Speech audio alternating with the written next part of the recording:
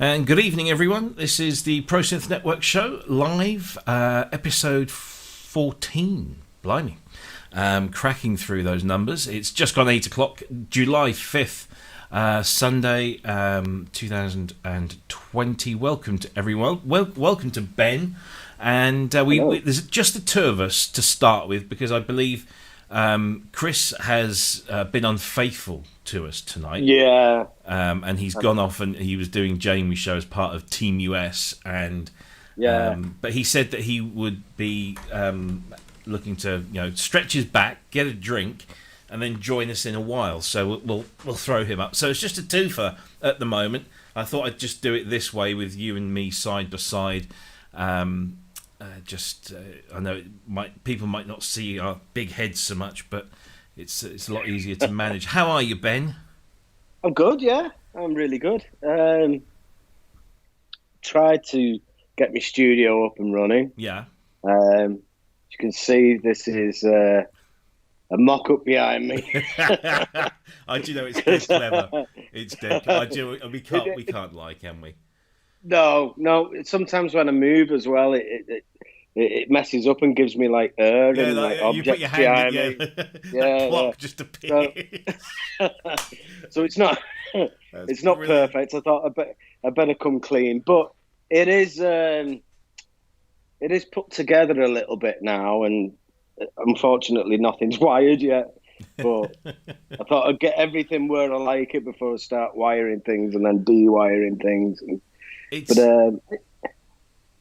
that thing, isn't it, where you need to figure out where to put everything. So you need to be able to put it in there, but you don't want to plug it in case you need to move it and then have to unplug it and everything. But then when you've got it in place, it's then sometimes quite difficult to actually get to plug everything in because all the stuff is in the way now. So it's a real balancing act, isn't it? There is that, and also your leads might not be long enough to go where they need to go. Yeah, exactly. So I've got lots of leads through working with this system in the past.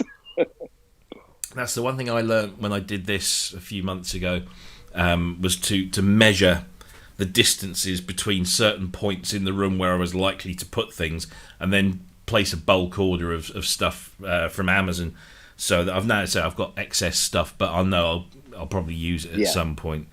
My wife hates because I've got boxes outside the other side of this door, just the other side of this wall. I've got two of these plastic 4-drawer cabinets, and each drawer is just full of cables and wires, and I just keep, well, what does that one do? Why do you need that one? It's like why do you need another synthesizer? I had a cracking tip off Keith William Saxon, who's a member of our group. Yeah. He said about putting wires individually in, the kind of zip tie freezer bags. Oh, yes. And two reasons: you can see what's inside, they're zipped up, you don't get tangled with everything else, and you can write on what particular variant they are or whatever.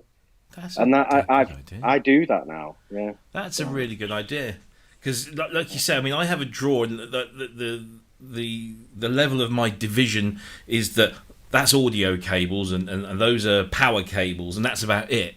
And so if I want a specific audio cable, I've got to go through all the audio cables, and of course, the cable fairies get in there, and there you go. Yes, thanks to Keith for that one. What about you? What have you been up to? Not a lot this week, to be honest. I've been just doing the day job, and I did spend some time today editing more podcast interviews, or not more interviews, but more of the ones I've already got that I haven't finished yet, because we have time limits. They don't like to normally run them over half an hour or so, and I had this conversation with this guy, and I said I'm not allowed to say who it is until it's been published, but I had this and it was such a brilliant talk, and we went on and on.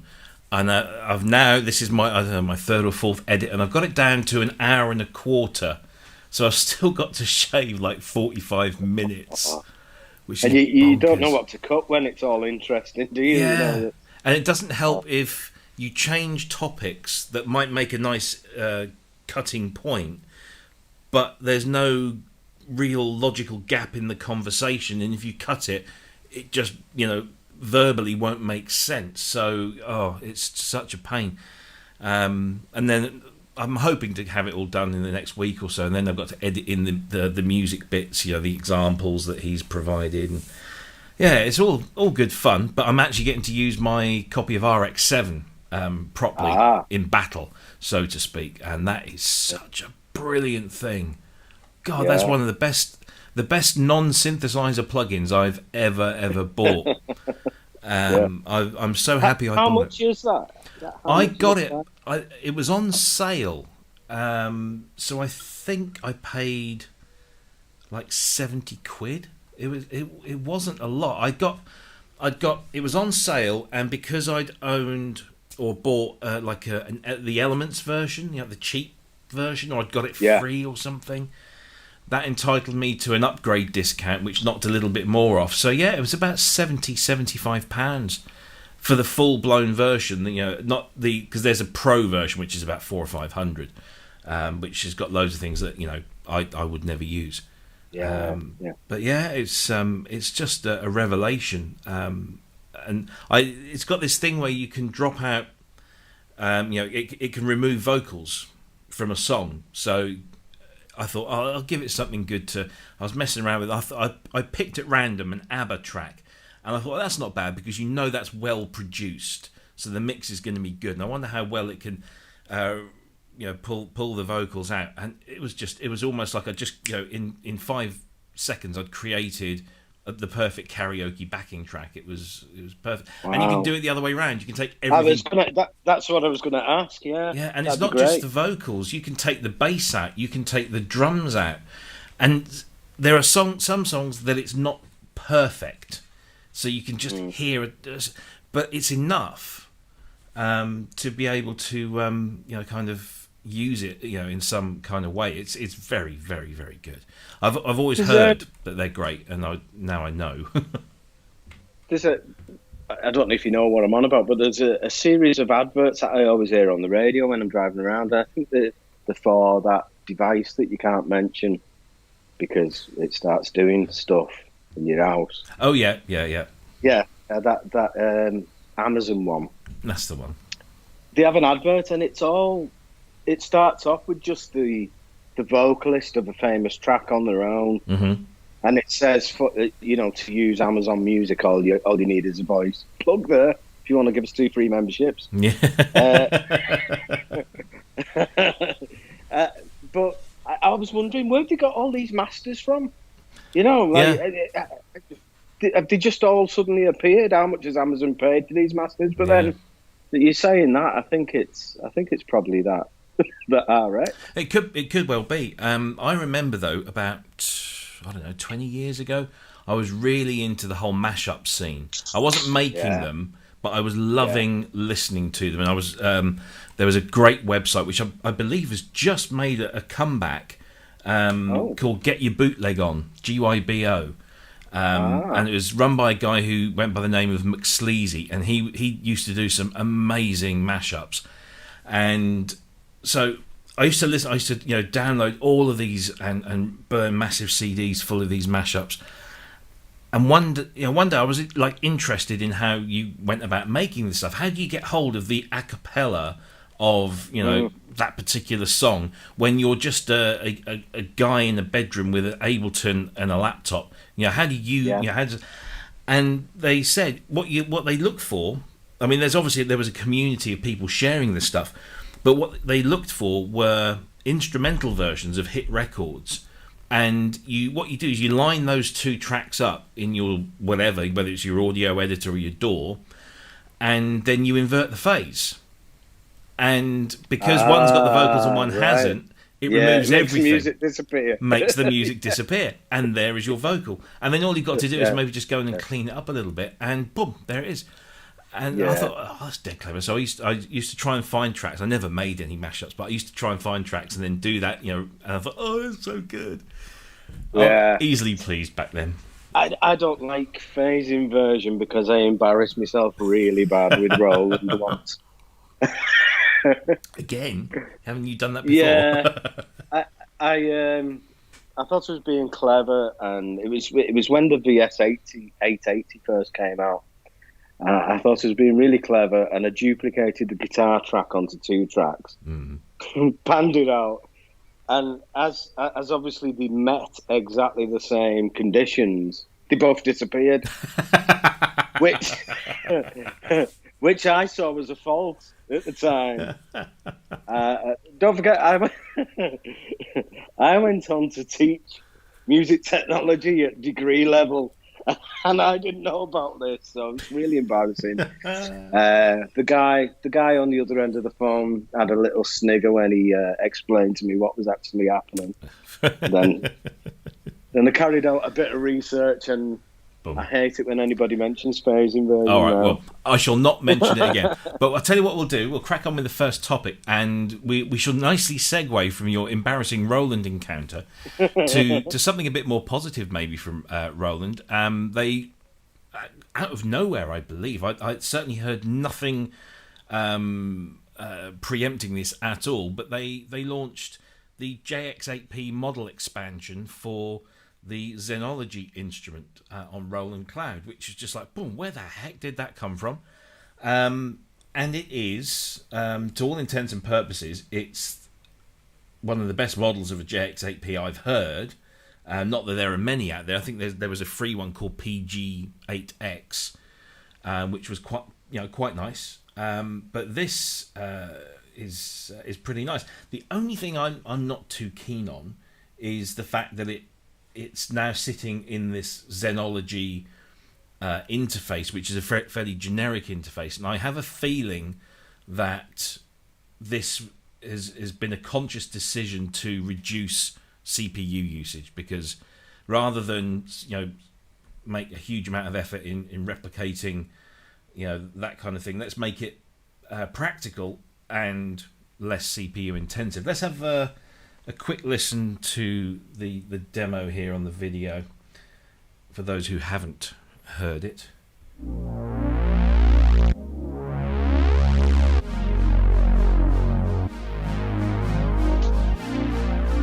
From rare and sought-after classics to exciting new designs, model expansions put world-class Roland synthesizers in your DAW and compatible Zen Core hardware. In this video, we're going to look at the JX8P model expansion. The JX8P, like other model expansions, is with no disruption to your creative work. There's a ton of patches. So, what is a JX8P? Released in 1985, playing around. History there. These are original presets. That allows us to control way more modulation. That covers. It gets a bit boring there. I should have chosen a better video. But to be fair, I mean, I'm going to defer to you because you've owned JX hardware. I have not. But as an instrument, I downloaded this straight away, and it sounded really, really nice. Now, I know that Cryss, who hopefully will be joining us soon, he downloaded it and was less than impressed, I think was probably the polite way of putting it. Ben, you've owned, you had the JX10, didn't you? I had the JX10, which is... There's two of these, isn't it? Two of them. It simply is one unit. And when you take it apart, there's one unit there and one unit there. They didn't really put much effort into thinking up of the system. It's just two JXs in one box. Yeah. It's great. It's a great synth. And I'm not really a fan of what I'd heard previously of this Zen Core thing. I thought, it's a bit romp-ish. Yeah. To me, this actually sounds like what I remember the JX10 sounding. It's not a million miles away, It's okay. It's similar to program. The programming system's the same, and it's got a real genuine feel of the synth for me. Yeah. What do you think? What do you think of the interface? Yeah, I'm not really keen on that interface, to be honest. But I suppose just if they'd just made it look like the PG 800, that would have been all right. Yeah. We'll come back to that. So I've got some thoughts on that. Before we do, Cryss, hello. We can't hear you, mate. Yeah. Howdy.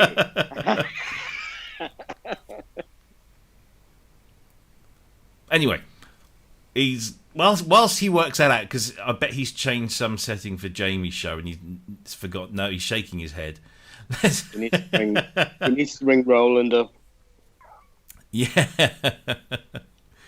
Right. Anyway, so let's go back to the two-shot while Cryss works that out.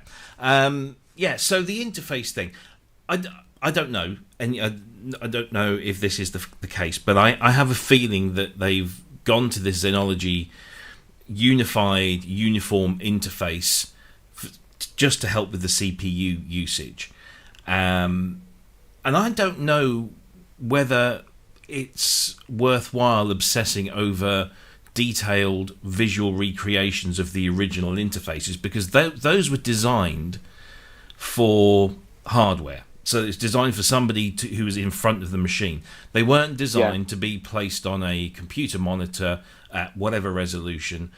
And so it kind of makes sense to maybe redesign them. At least give you have access to all the controls, and you might have to relearn it if you're an experienced user with the hardware. But for somebody like me who has never played a JX8P, then I've not really got to unlearn anything. I've just got to figure this all out. And then when the next set of models come out, because they've already added in the SH101, was it the Jupiter 8 and the Juno, I think. Is it the Juno 60? I can't remember now what they've promised. It's the same that you get on the Jupiter XM. I guess once you get familiar with one, then you're familiar with all of them. You are. I just worry that, like, when you've got a lot open in your door, it's not as... There's nothing worse than messing with something for ages. Yeah. And then you're on the wrong instance of that synth. You've completely messed up your bass sound, and the lead that you was trying to work on is totally unaffected. Yeah. So I think... I don't know. I get what you're saying. It's like the old skeuomorphism thing that we don't need it to look like the originals, because most of us have never touched the original. Yeah. So that doesn't make a difference to them. But I think it's nice to it adds some sort of visual connection to where it came from. Yeah. And also something to differentiate it from the other plugins that you've got open as well. Yeah, I mean, I'll just bring up this. Let me just get rid of that there. So this is the YouTube screen. I mean, the layout is just, it's nice, it's simple, it's very, flat designed.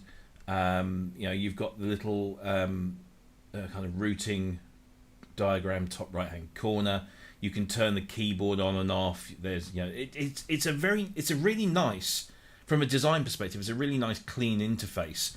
Yeah, it is. Yeah, but it doesn't impress you visually as, as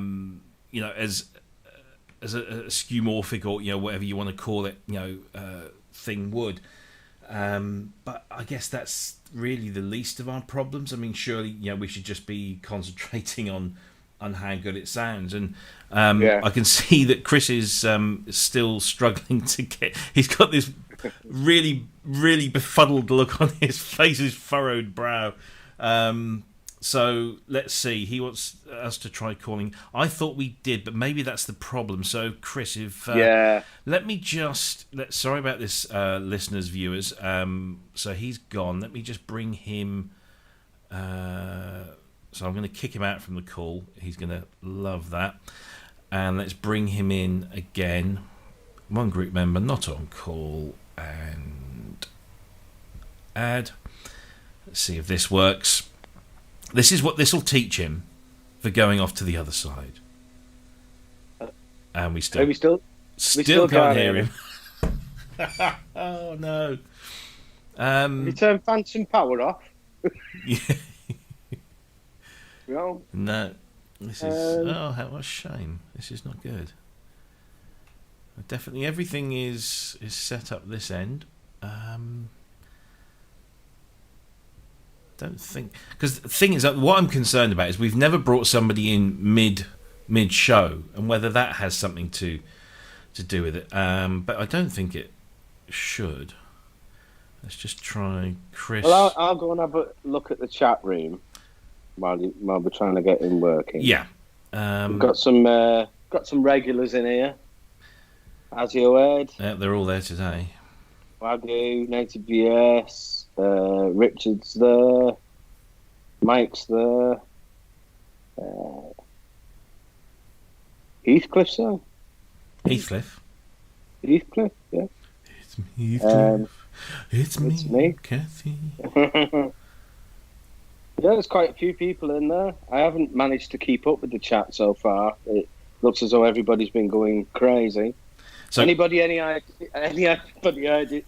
ideas why Cryss's mic isn't working? I mean, we can see Cryss, and I'm trying not to show him on the feed because I don't want to embarrass the poor guy. He's looking very perplexed, and he can obviously hear us because he's smiling. I can hear me now. Hey! Yes. Okay, so I don't know what happened because I was using all the same settings as before, but Skype, I don't know if something got changed in Skype because I didn't change it. But I think if you guys can hear me, then we got this sorted. Yep. Yes. Yeah, everything is perfect. How are you, sir? All right. After all the drama's done. So we were just talking about the JX8P model expansion, and I've said that from the perspective of someone who's never owned an original. I've only ever seen one, as we established earlier this week in Simon's Infinite Synth Cave. I should do that with. Hang on. In Simon's Infinite Synth Cave. There you go. We're going to put. I like that. I'm going to do that again. Simon's Infinite Synth Cave. I think he's in the chat now as well. He is. He'd be impressed with that. I'm sure he'll like that. If you want to know what the halls of Valhalla are, it's his long room. Infinite perspective point. So I was saying that I've never used an original, but this sounds really nice. I like it. I can see me using it. Ben was saying that as a former JX10 owner, that it reminded him very much of how he remembers that sounding, and he wasn't so keen on the interface. Cryss, what do you think, honestly, about the JX8P? Well, so some of the good things, the interface on it, the GUI on it is very clean. It looks like it would probably be easy to use. Some of the way things are laid out, I'm not too fond of, but other than that, I said the GUI looks good. It doesn't look like the original synth, but I'm okay with that as long as it's usable. As far as the sound clips that have been online, they sound nice.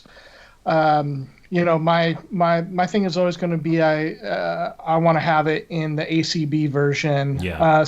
On this ABM Zen version, it's missing a couple settings, I think, from the original, like some of the cross mod stuff.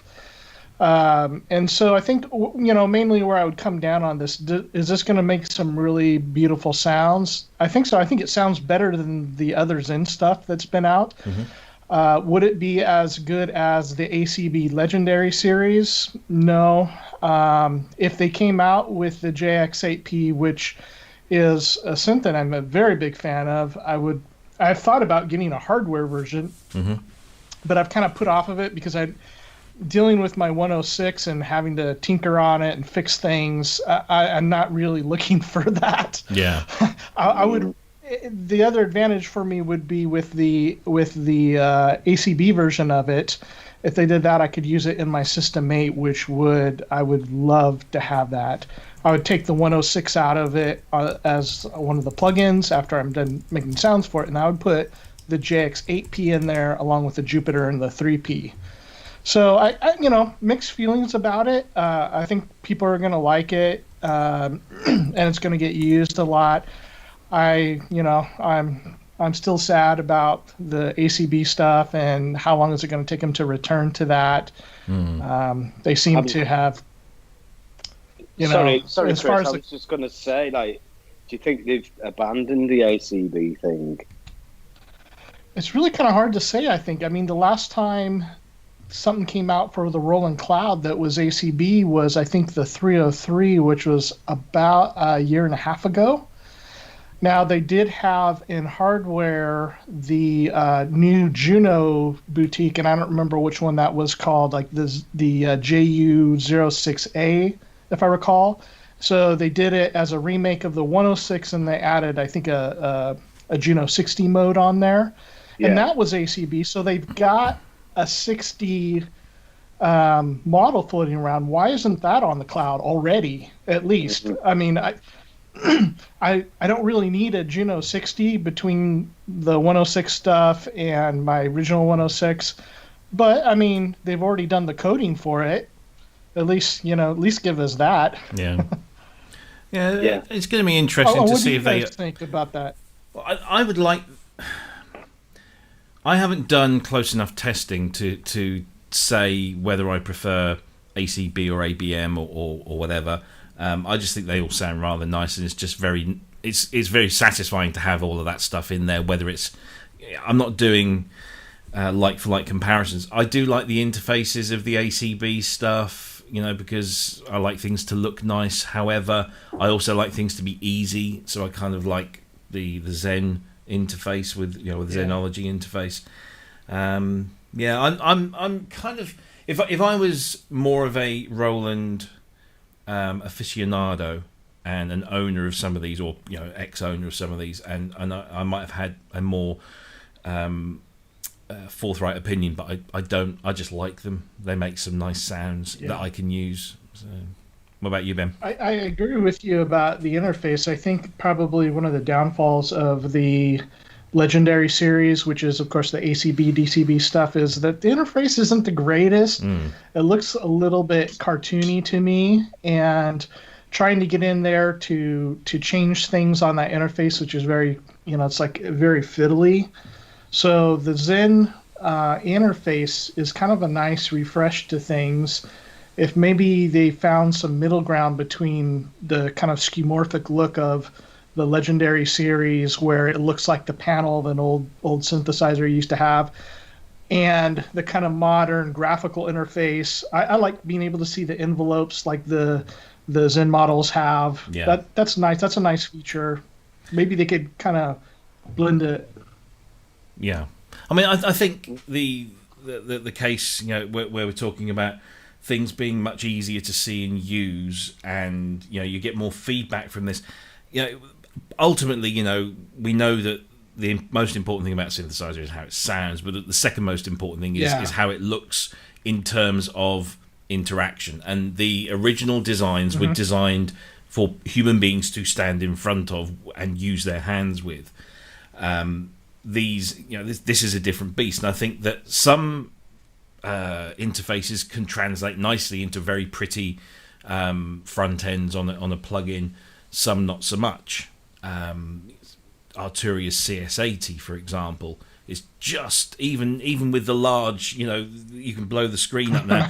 It's still just so. I like this. Dozens and dozens of small sliders. So I like one of the things I like about UVI plugins or UVI sample libraries is that the scripted front end, they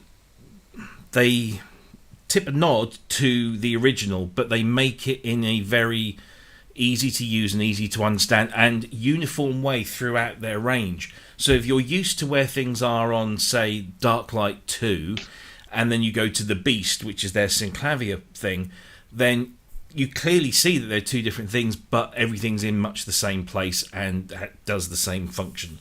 So I like that aspect of it. I haven't got to relearn lots of different interfaces, and I think maybe that's where Zenology is going, as well as saving CPU cycles from a graphically intensive front end.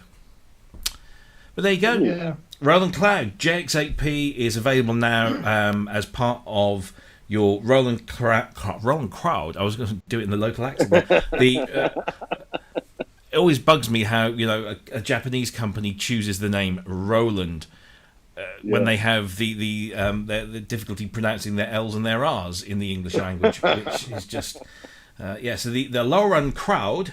Pro, or I'm hoping I don't offend anybody when I'm doing that. I really, because you just don't know what to say these days, do you? So the Roland Cloud Pro or Ultimate membership, you get that as part of the package. And I think if you don't currently have the free account, or I think were they doing a 30-day trial? Even if you had the free account, you could get this for 30 days and try it out. Mm-hmm. So there you go. And one thing that I was thinking about was that on Jamie's show is like, what synth are you looking forward to? I thought, oh yeah, I'm looking forward to, or I would like to have an Iridium or Quantum or something. But as I was thinking about the question, I mean, the Roland Cloud and why I go on such extended rants and I'm so passionate about it, because it is really one of those things that if they got this together, they made the manager work well, and they started putting out the synths that everybody is waiting for: Jupiter 6, JX8P, Jupiter 4, et cetera, Alpha Juno. Like, that would be some of my really favorite gear to use, and I use that stuff. I had on my channel, my intro on the Synthient Sound channel has like this little synth thing that's like about, I don't know, 6 or 7 seconds long, and it's got 2 synthesizers on it. So I wrote a piece of music that's extended and longer. I took a little snippet of that and transposed it, and then I had written it on my original 106, and instead of getting that all worked out and set up, at the time I didn't have it permanently wired in, I just used the Roland Cloud 106 on that, and at the end there's some filter sweeps from an OB6 and some Valhalla reverb. And I just had somebody ask me about it the other day. It was like, it was on one of the old Moog 1 videos. I'm like, oh, the Moog 1 sounds incredible. This is great. What did you actually use on the intro? Was that like a vintage Prophet or something? I'm like, and that was, just a plug-in and my OB6. But that main melody line is the Juno 106 plug-in, and I think they really have done a good job of that. Now, I'm just as passionate about Roland as Moog, and Roland and Moog as Robbie is about Yamaha and CMI. So bringing balance to each other. Indeed, balance to the force. Oh, well, so yeah, there you go. That's the JX8P model expansion. Go and try it now if you're into that sort of thing. It'd be nice if they did the JX10. That would be nice. Because what difference? You just like put two. Or you can make your own JX10, I suppose. You could just put 2 of them together. But we mentioned UVI, and UVI have actually got a new product out, and this one is the IRCAM 2 solo instruments. They're billing it as the Avant-Garde Solo Instrument Collection. So it's deep sampling of 16 orchestral instruments, ranging from trumpets, trombones, clarinets, French horns, accordions, guitars, violins, cellos, violas, saxophones, tubas, harps, etc., etc. Featuring over 550 different playing styles performed by professional instrumentalists and recorded at the world-renowned IRCAM Institute in Paris. They've got a long history of working with these with the IRCAM Institute. So let's bring up a little video. Let's play you a clip of this, because actually I think this sounds rather nice. We're not going to do that one. We're going to do the trailer, because that's about 13 minutes long. So here we go.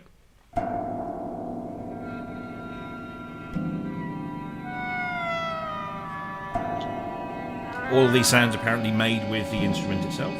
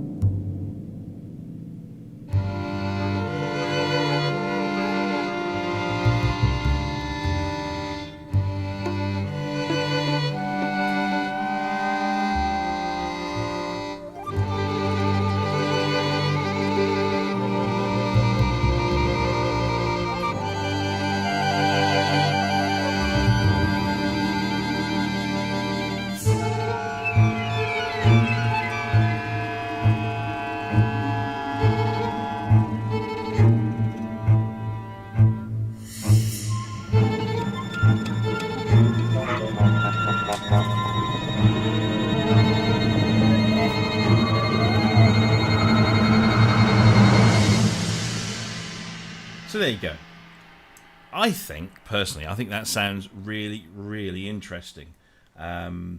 So what they've done is they've taken these 16 different instruments and used lots of unique and non-standard playing styles. So more experimental playing styles, and they've developed this interface, as we can see here, that again, we're talking about clean interfaces with the Zenology. This is about as clean as it gets. There's lots of key switching going on for the different articulations and what have you, but a really nice interface. It's got MPE built in, MPE compatibility built in.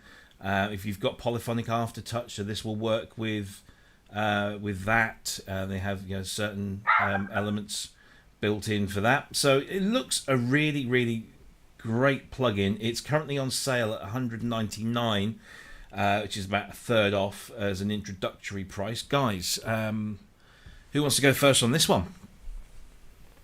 Go for it, Ben. I'm sorry, my dog's barking outside, so if Cryss could go first while I get rid of the dog. No worries. Cryss, what do you think about this? Yes, I didn't have too much time to look at this beforehand. It sounds good, and I'm trying to look at the what I can. I just switched. I was trying to look at the interface, but it seems well laid out.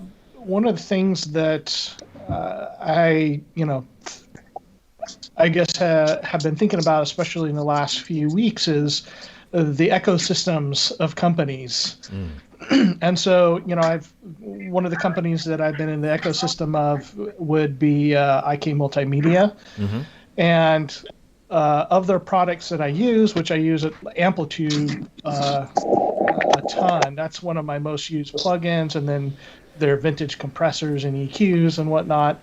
But sample take I've never really been that fond of.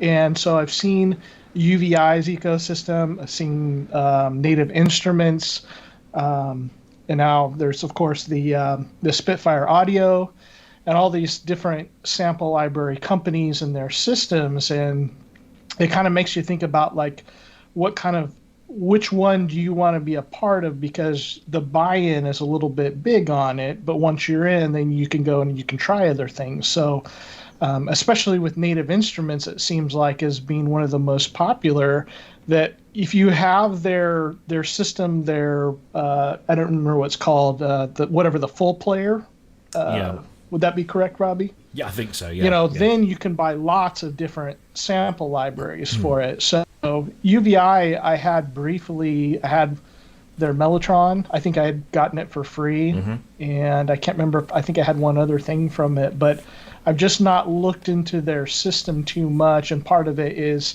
when thinking about Native Instruments or UVI, which I don't have anything for, that I'm thinking about how much money is it going to be to buy into the system. And right now, I mean, with the Spitfire stuff, I don't need any of that. So when I bought the core that I got, that was pretty easy, and the learning curve is very low on that. So that's worked out well for me. I mean, with this UVI one, the sounds are great. Have you used any of that, Robbie? I mean, is that the UVI kind of ecosystem? Yeah, I mean, I'm kind of heavily into, what used to be heavily into it. Falcon is a fantastic instrument, and a lot of the libraries that they produce are they've gone through phases with their interface. So when they were doing their vintage analog and vintage synthesizer collections, they all had interfaces that were homages to the original equipment, but the controls that were present and the functionality was all very, very kind of uniform and laid out. So you got used to working with one of the vintage Legend synths, then you would easily fall into place with the rest. And then they've done other stuff over the years. So one of my favorite ones is their electric grand piano, and that has a more photographic scripted interface. So you kind of, they've taken a picture from being sat behind the keyboard, and then you can you've got the microphones in different positions, so you can turn them on or off in the various things. So that's pretty to look at, and it's pretty simple to use. There is a degree of uniformity throughout all of their stuff, and I do like it. Even their orchestral library, which is nowhere near the league of the likes of Spitfire, is still very, very good and very simple to understand, and use the key switching, and the feedback you get from the screen is very nice. So, I mean, I like the look of this. It just looks beautifully simple and clean. It's just do you want to use the EQ? Well, there it is, on and off, and 3 settings. If you want to use the convolution reverbs, you just turn it on or off, and there's your settings. And the same with your play mode, so you can choose polyphonic, legato, all the different types of play modes, and then there's an expression tab. It's just all very simple and straightforward, and I can see people just being able to get straight in and produce something really cool. What I like about this is that we've just, in the last few months, have become overladen with brilliant orchestral sound libraries, such as, we'll mention them again, Spitfire Audio and BBC SO, which is just the king of orchestral sample libraries, with its thoroughness and deep sampling and all this stuff. This goes left field and says, well, what if we don't want to play in the traditional sense? Let's play something odd. Let's pluck things in places we wouldn't pluck them, and bow things in places we wouldn't bow them, and do lots of different stuff. And I like that, having that aspect. Will that be very similar to the Spitfire Lab series, right? Yeah, in a way. Because a lot of it is like, let's do something that's a little off the wall or a little unusual, more experimental, which I really appreciate from both of these companies, that they're doing that. Yeah. Ben, you're going to have to... I had to mute your audio but on Skype. Can you just unmute it, because for some reason I can't do it from here. It won't let me. So on Skype, on the screen, you should turn your microphone back on. Hello. There you go. That's it. It wouldn't let me do it. It wouldn't let me. It would let me mute you, but it wouldn't let me unmute you. Anyway, it's probably a good idea muting me. Well, yeah, what are you doing, Barton? It was getting a bit noisy. So, I thought, just in case you did start effing and jeffing, that we'd bring in. So Ben, let's bring you in on this UVI's IRCAM solo instruments. Your thoughts? Yeah, I think it was Inky said in the chat room, Spitfire's got this nailed, but have they? I mean, we're going to need millions and millions of pounds to keep subscribing to everything and getting everything. But to have all of these things at your disposal would be a wonderful thing, especially working on soundtracks and that. So when I was working on the short film Delicious, I really wanted I wanted like a violin kind of solo sound, but I wanted it to be really screechy and badly played. Yeah. And here it is. Yeah, and you imagine something like that expressive thing from Osmose. Oh yes, which we'll talk about in a bit. You imagine playing a sound set like that with that, the amount of expression that you get out of it, and it would be a totally unique performance as well. Everything that you did would be unique to that. Yeah. That time you played it. Well, the IRCAM solo instruments is MPE compatible, so I guess with something like the Osmose, you're going to get much less key switching and more about pressing harder or wiggling the keys. Yeah. And, so I mean, I think sliding up the keys. Yeah, exactly. I think we're starting to see more sample libraries now and plugins in general that are taking or beginning to take advantage of the possibilities of MPE, which is something I've not begun to explore just yet. But yeah, I think that's a good thing. But we were talking about these unconventional instruments. I'm just going to flick back to the UVI page. They actually have a section in their catalogue called Unconventional. of which Yes. this product is top of the page, but they have the toy suite, which I always think it's €400 or $399 to be fair, but it's over 370 musical toys and 8-bit chip sounds. Ooh, delicate subject there.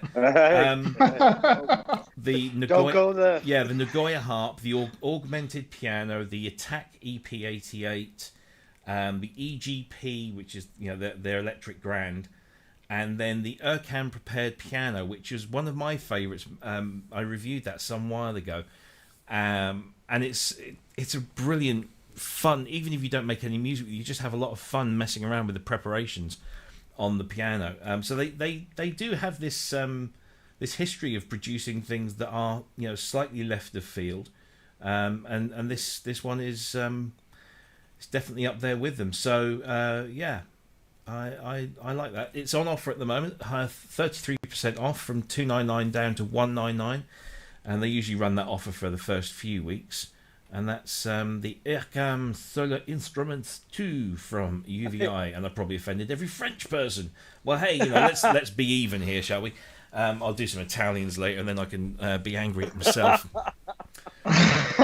So there you go. Right before you had started mentioning that stuff about the Spitfire Westworld, Asio had said, "Wonder if they'll release the Westworld series of sample libraries, 400 gigabytes of 8-bit sounds."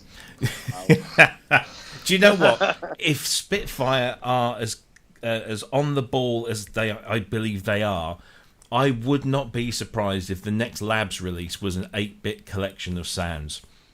That'd be really good. Yeah. Just to say that, whatever. Can I just say on that point, and I don't want to make a big thing about it, but it crossed my mind today because I've been watching that video and a couple of other videos related to the whole Westworld competition. YouTube has now decided to feed me, related videos, and I seem to be being fed video after video of disgruntled composers who all do the very same thing. I'm not having a go at the person that composed this, but... And then they go on to basically, denigrate the work of this fellow composer. And it's making me sick to hear people, it's a competition. You didn't win. It was a left field winning entry that you might not like and lots of other people didn't. But hey, did you lose anything? No. So No. Just wanted to say, that's really been getting my goat this week. I agree. It's like I was a little bit disappointed, but not to the point where I felt I had to make a video about it. That's like a real extreme level of disappointment. Yeah, I'm not saying any. I'm over it. And he did a good job. He did a good job. I'm not seeing any videos from composers saying, "Hey, I've got this guy's back. I thought what he did was great. I thought he did." It's just lots of disgruntled composers who are, I've worked in the industry, blah blah, and I've not heard this, and I don't think this fits. And fine, you don't think it fits, but for Christ's sake, shut up about it, because all it comes across as is sour grapes. And people like yourself, Ben, absolutely fine. You entered. You might not like the winning entry, but who cares? You had. Bottom line is, we need to bring. It was better than mine. It was more inventive than mine. Mine was very, very predictable, and I realise that now. And he did a good job. Yeah. So forget it. Let's bring it all together. In the next soundtrack that one of us does, we'll use 8-bit taiko drums, and then it'll have everything. Yeah. Wow. Well, that's insane. insane. Did anybody see? Hans Zimmer has done one of those masterclass videos. So somebody has been very clever and done Hans Zimmer's 8-bit masterclass video. I won't show it here, but if you want to laugh, it's good. It was very funny. Somebody's taken the clips from his masterclass and then just it was very well put together. So go and search that out if you want to giggle and you're not taking it too seriously. Okay, let's go. I think more though. Just one last thing about this. Seeing this a week later, at least the videos I've seen, the forums. There's a composer forum that has both the David Kudell and Hans Zimmer and a bunch of other people where they share. And one nice thing is that I wasn't seeing as much. I mean, Robbie, I know you said you saw a lot more where it was like more hate directed at David Kudell. And I guess unfortunately I didn't see, there was some, but not as much. There were a lot of people that are very supportive of him, whether they agreed or not with that as a winner. And it did seem like more people were upset with Christian Henson actually than they were with David Kudell. Yeah, maybe which that was a slightly... I think it was justified. Yeah. But... I mean, I watched his video and I thought, I kind of see what you're saying. I didn't take it. But then the more I watched it, the more I heard people say things about it. I thought, okay, well, I can see why it might be. Maybe he should have just said nothing. There's a lot to be said for just saying nothing because it says more than saying something else. Anyway, we've done that one. Let's move on. Sorry. No. I brought it up, so I'm guilty. So let's get to some proper juicy hardware, shall we? Deckard's voice. So from the designers of Deckard's Dream, which was the CS80 sound-alike-y type thing. I don't know what the best way to describe it is. The company have now come up with Deckard's Voice, which is a Eurorack module that features, I guess, part of the technology that was used in the Deckard's Dream, but slimmed down for Eurorack, as it says here. It retails for a total price of $699 US. That includes the shipping. So I think you can pay a deposit of $199 and then the balance of $500 when the product actually ships, because I think they've been hit by some delays because of the pandemic and everything. This again really is not my thing, but guys, Ben, I know you were quite excited about this. What do you think about Deckard's voice? I think it sounds fantastic. It just sounds so vintage and it's got a really unusual tone to it. It's amazing sounding thing, and £600 or £700 is a lot of money, especially for a Eurorack. It's only one voice, but I reckon you could have a lot of fun with that one voice. I reckon that it sound. So that just bring things alive, a sequence pattern run on that is the kind of basis of your track. It just looks great. Yeah. But I haven't got any Eurorack stuff. I don't know really what is possible with that on its own. I don't know. Is it like that Behringer thing that we spoke about last time? Is that a fully self-functioning thing, or do you need other stuff to go with it? I don't know. Well, it's a voice, isn't it? I don't think it's. Let's have a look here. Let me see if we can get back to the specifications. Because I've zoomed in on this, which doesn't help. Come on. Oh no, that's me. DX, right? I'll check the chat room. It has one envelope on it, and it looks like it has some controls for a VCA. Like the LFO can control a VCA, but I don't know if you have to if that just would be a VCA out to control another VCA or not, or if this is indeed a full synth voice. So it says VCO with pulse, glitch, saw, and sine outputs, dedicated LFO for pulse width modulation and noise source, external audio input to a filter, discrete high pass and low pass filters with resonance, and an IL, AL, ADR envelope. LFO with sine, saw, ramp, square, smooth, and stepped random output. Output VCA with ADSR envelope and velocity control over volume. So it does look like it is a full synthesizer voice with a VCA, a VCO, and filters. Wagyu's saying that you can use it on its own if you wanted to. Yeah, that's good. Yeah, so that makes it a little bit more bearable, but I still think that's an awfully expensive unit. That I don't know. How much was the Deckard's Dream? The full thing. like around $4,000. Yeah, I think somewhere it's around there. Was that the pre-built or the kit? Wagyu has one. He can tell us. I think for the price, the one thing that they should have probably put in there is, when you think of the CS80 sound, people are immediately thinking about, Wagyu says 3700. People are immediately thinking about the phasing between the oscillators that happens between the two.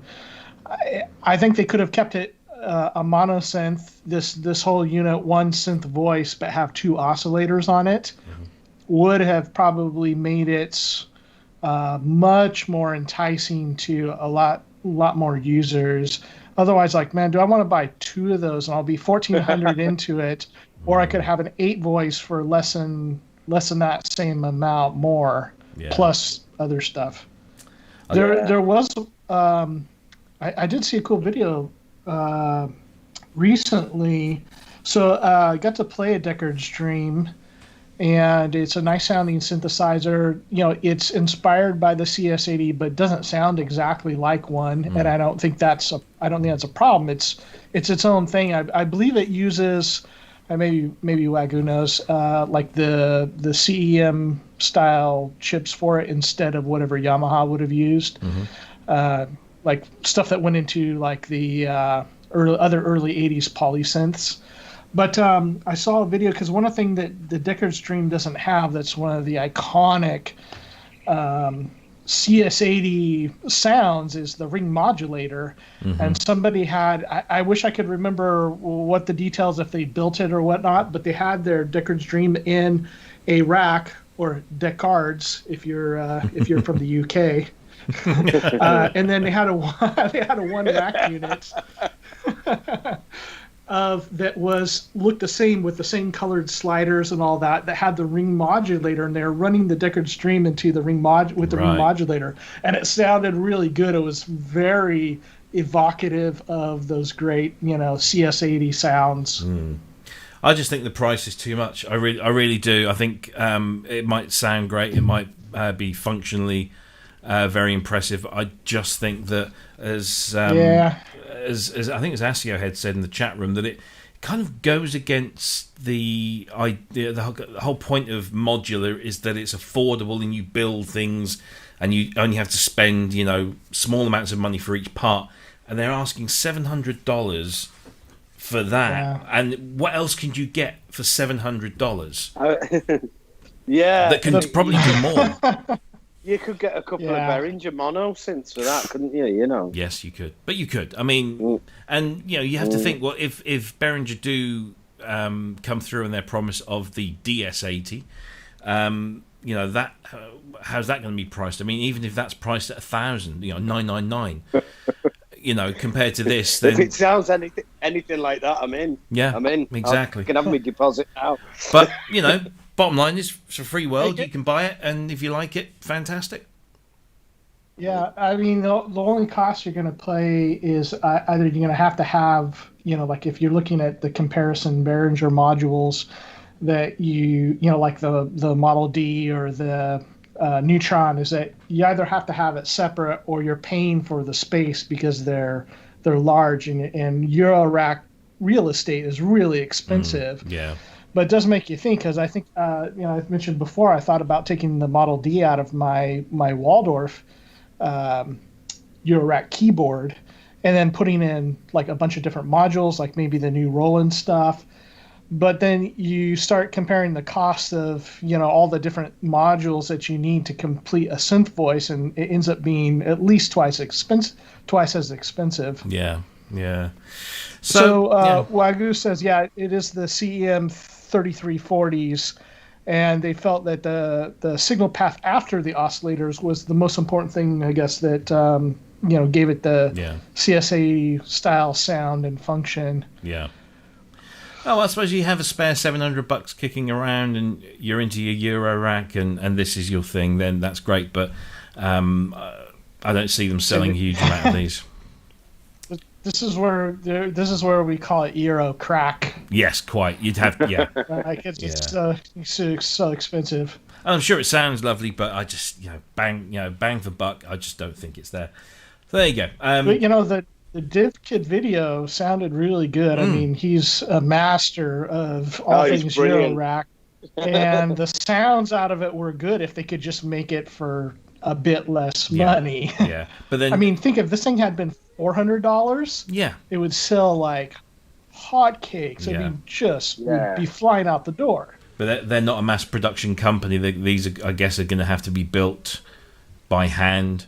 They just don't have the economies of scale in place to produce that at an affordable level. So I don't know, because there are people that are doing that. I mean, you look at Mutable Instruments. Yeah. Emily's one person, and all she's doing is the final checks and loading. I think probably loading the software onto there. But she has somebody else making them, and they're Mutable Instruments are everywhere. So true. This company could probably do the same thing. But I think what happens a lot is that my speculation is they just don't know how to do it. Yeah.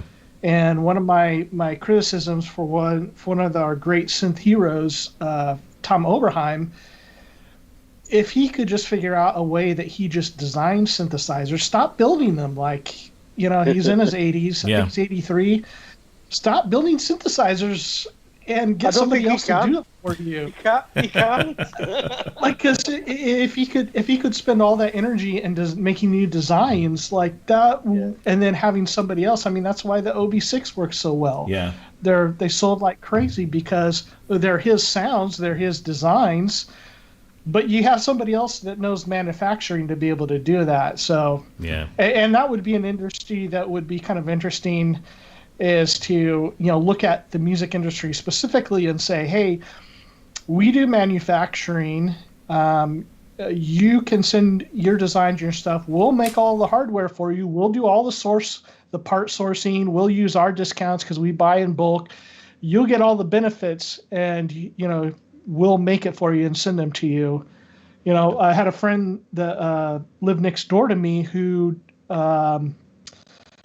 The guy that he worked for did all the hardware for the what are they called? I always mess up the name. Nunabur, like the wet reverb, and they're kind of a very popular like reverb, chorus, all that kind of stuff.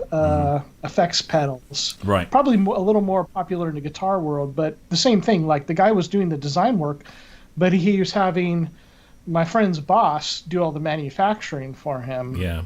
And I got to admit, like if I tinker around all the time, if I came up with a good design, I wouldn't have any idea how to find somebody to make it for me and all the logistics. So I'm sure a lot of other people are having those problems too. Yeah, I mean, kudos to them for doing it. And maybe this is they're on a path, a learning path, and they if they sell enough of these at 700 each, they might be able to spend a bit of time seeking places to outsource certain elements of the production to, and then get cheaper and cheaper, and or more affordable, should I say? I don't like the word cheap. More affordable. But there you go. So Black Corporation, Deckard's voice, black-corporation.com. Pre-order now for $199 with the balance of $500 when they ship. Right. Talking of homebrew stuff, I saw this one just today, actually. I thought this was really just fun, if also a little bit interesting. So this is a Raspberry Pi synth, or a nanoPi, I think, as the inventor from Melbourne has called it. So basically, he was inspired by the OP1, but not inspired by the OP1's price tag. So he thought, well, maybe I can do something similar. So he's taken essentially this nano key, which he sourced, and then he did some exploration around different computer factors, form factors, such as Teensy, Arduino, and Raspberry Pi, and ended up picking the Raspberry Pi for a number of reasons, mostly compatibility, ease of programming, and connections. And this is where my browser has now decided it wants to hang just for a little while. There you go. Now it's decided to burst into life. Maybe, I don't know. Anyway, so this guy has come up with this thing, and the way he's done it is just taken the nano key, split it open, taken the back off, looked at the kind of the real estate he's got there, and just sourced a number of off the shelf, and I do mean off the shelf. Buy these from Amazon for very few pounds. Let me just refresh this because this is annoying the crap out of me. So there we go. Hey everyone. Here we go. In this video, I'm going to give an overview of my new device. Let me just skip forward here a little bit, and that's probably where my problem is. Oh, there we go. So the rest Raspberry of the Pi components board. didn't require something relatively simple with the components selected. So here is the. I could have chosen to solder them. The simple diagram here. So he's got one of these Mi battery power packs, and then he's got a USB audio. So input out. This has got a 3.5mm input output port. So two ports into USB. He's got these little USB kind of splitter cables. One goes into the Raspberry Pi board there, and that's pretty much it. And what he's done is he's just kind of routed the cables out, which allows you to use this as a controller as well. So you can take one of these cables out and plug in your desktop and use this as a controller on your desktop. You can also charge your mobile device if that's what you're using from here. And he just basically saw, right, this is how much space I've got, and I just need some depth, as my wife keeps telling me. And he's just 3D printed this kind of middle piece of a case, which looks, that's probably about the best shot there. So he's kind of split the nano key, put the top half and the bottom half on either side of this case, with all the gubbins in the middle, and lo and behold, he has his own little portable synth. And you can do this. I mean, I guess the most expensive part on here would be either the nano key or the battery. The Raspberry Pi board is going to be very cheap. The cables and the other bits are going to be very cheap. I just thought this was a brilliant little piece of ingenuity. Guys, what do you think? I love the ingenuity of it. I think it's great, and 3D printing that center section, yeah, it's perfect. It's genius, and it's perfect as well because the rest of it looks as though it's been 3D printed to me. Yeah, it's like the build up is really strange on that. Yeah, but yeah, I just think it's just such a simple idea. And all right, so it's not an OP1 and it doesn't give you all the functionality and the cool shit, but it's a synthesizer. I don't know what software he's running. He says that because obviously it's a Pi, so it's going to be based on some kind of Linux build with this, some kind of, I guess, an open source thing. I think he got it connected to an Android device. But, yeah, you know, even so, I mean, that's just a dead clever use. And we're seeing more and more people, both hobbyists and big name corporations, investing in Raspberry Pi technology. Korg WaveState is probably the best example. Why not? I mean, surely this is where all of this stuff is going, going towards an ecosystem that can be, everything can just sit on one of these bespoke, custom programmed little computer boards that can then be easily upgraded, expanded, built in, built on. What do you think, Cryss?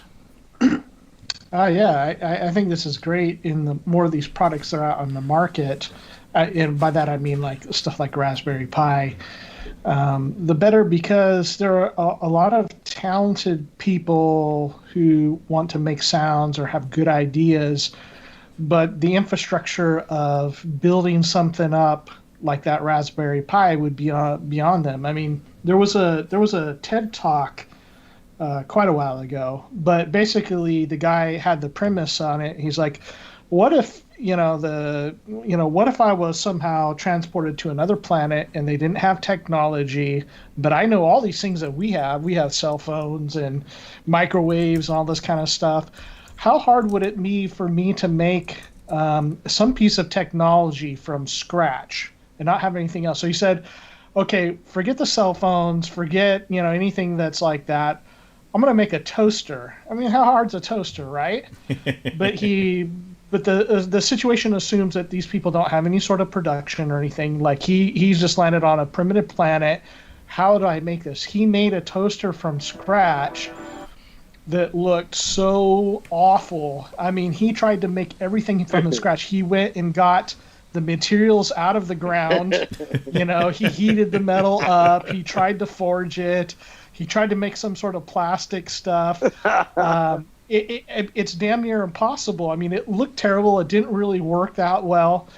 And that's the thing is like our technology builds upon itself and our production builds upon itself. So when we think about, you know, if somebody's got some really great ideas, they've got a good ear for sound, but they don't know how to build a circuit board with all these, you know, hardware processors and that kind of stuff, but maybe they know a little programming, they can now get on, do the programming that they already know how to do, and somebody's already making the hardware for it. And I think that's a really great idea because it opens up people to doing a lot of home-built projects, which has kind of gone away in our culture. In the guitar world, you know, I got my start on building stuff with really simple, you know, Dallas Arbiter fuzz face circuits. It's about as it's not the most simple, but it's about as simple as you can get. You know, it's like maybe 11 parts, like 2 transistors, half a dozen resistors, I think 3 capacitors or something, jacks, a foot switch, and a box. Yeah. Not much at all. And when you're starting out, you're like, I want to build a fuzz pedal for my guitar or whatever. You don't know how to do that. You go to Mauser, and they've got thousands and thousands of parts. So there was these other companies that came out. One of them that I used was called Small Bear. I think they're still around. And so they said, here are the traditional parts that most pedal makers use. Here's the foot switches. Here's different transistors and ICs and the capacitor types. And then along after that comes build your own clone, and these companies start building out. We'll just sell you a kit with a bunch of parts in it that you can make your own, and you can start learning how to do this. So of course, that's not anything new. I mean, this was stuff that was starting to come around 20 years ago in the guitar market. People have been doing this stuff out of the back of magazines for decades and decades, but it kind of went away.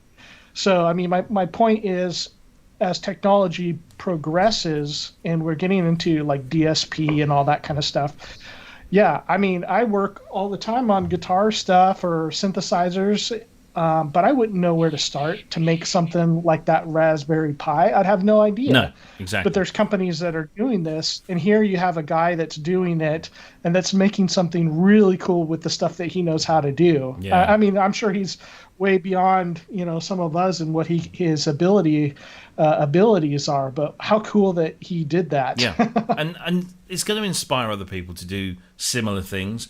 Somebody might say, well, actually, I instead of using a nano, I'll use something else, and I'll throw a better power supply in there, or the bigger Raspberry Pi board instead of the small one that he went for.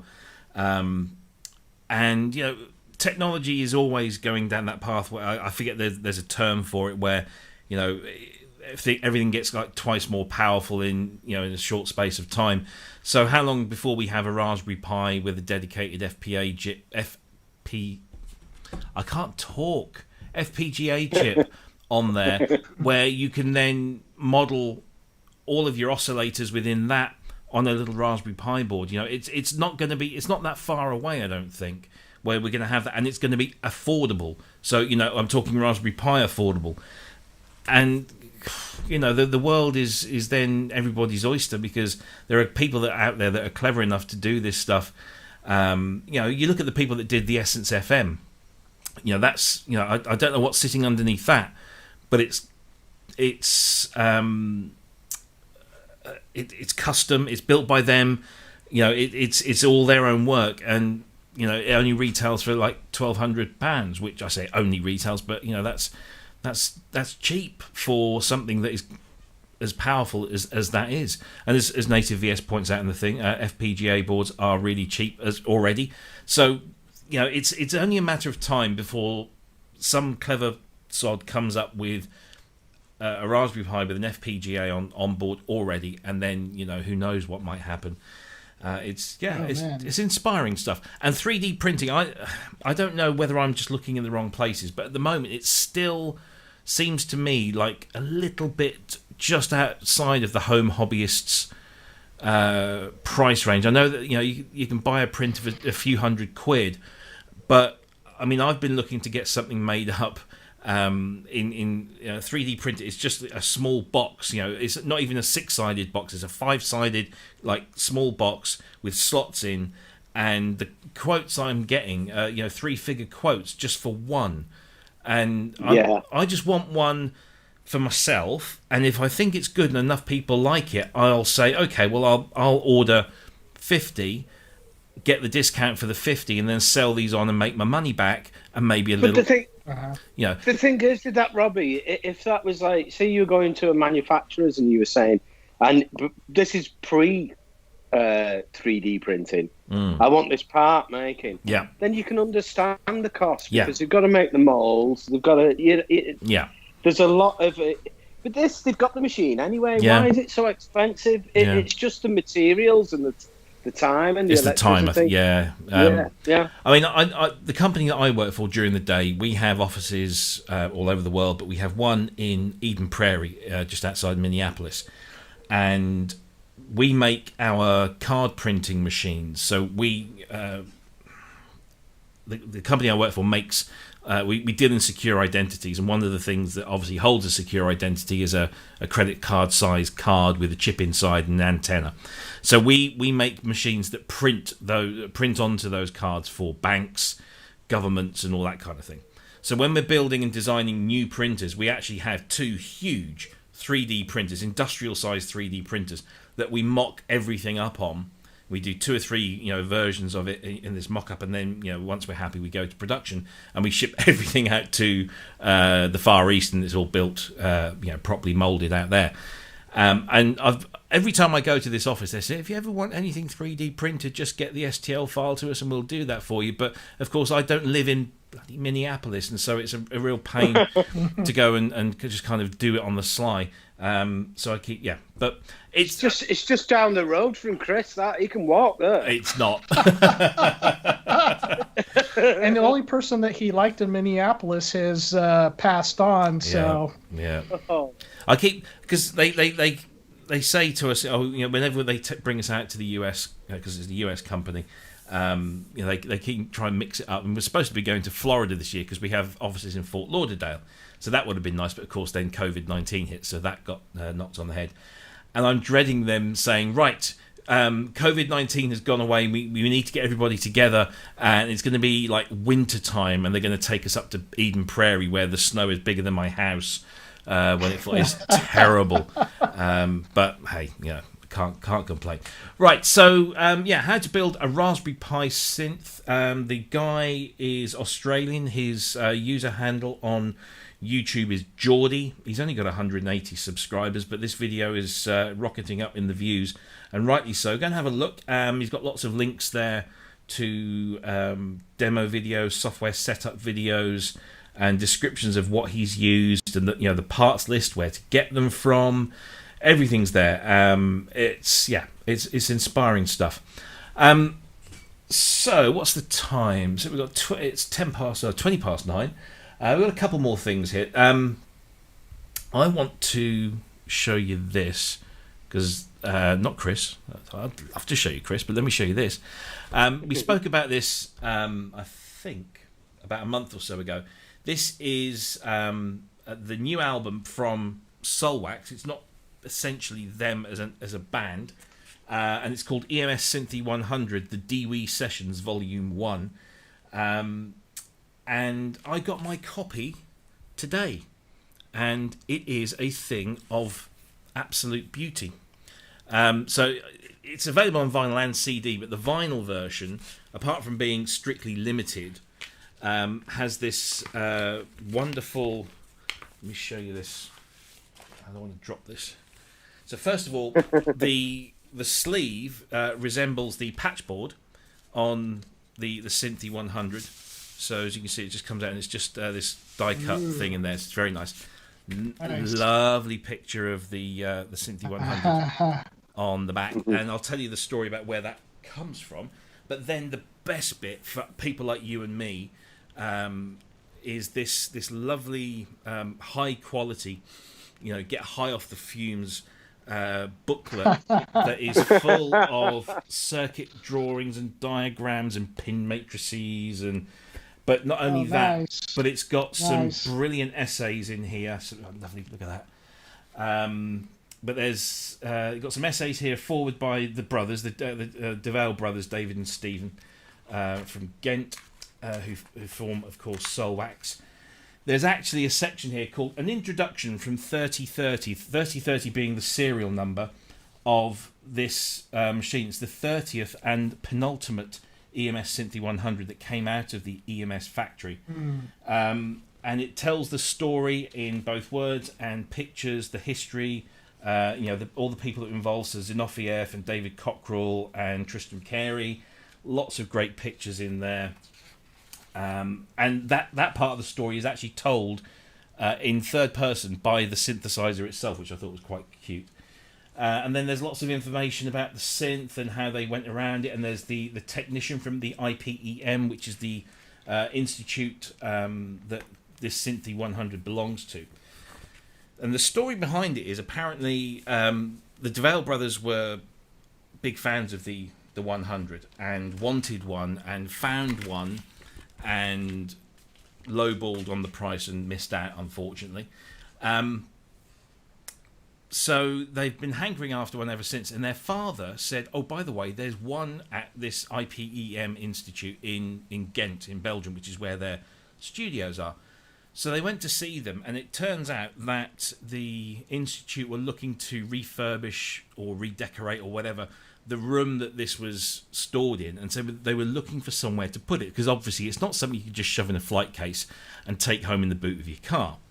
So they said, well, look, we've got space in our new studio. We'll look after it for you as long as we're allowed to use it. And I thought, that's a fair deal. They came back and said, okay, but you've got to let our engineer have access to it so he can carry on restoring it and fixing all the little bits. And so an agreement was made, and the Synthi 100 was transported from across town from the institute through to their studios, where it sat for an entire year. And they've made this album called the Deewee Sessions, Deewee being the name of the studio that they have.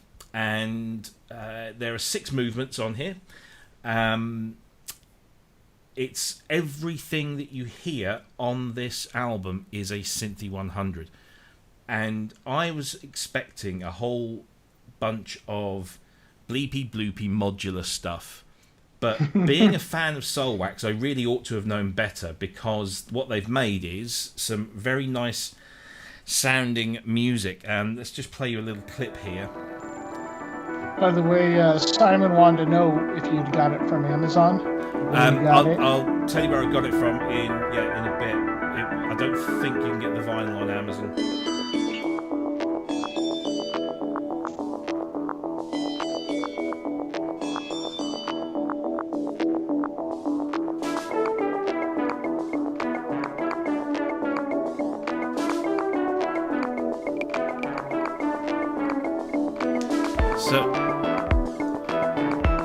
This thing can produce some amazing drum sounds. I'm not entirely sure whether I should be surprised or not, but this is an amazing piece of art. I think is probably the best way to describe it.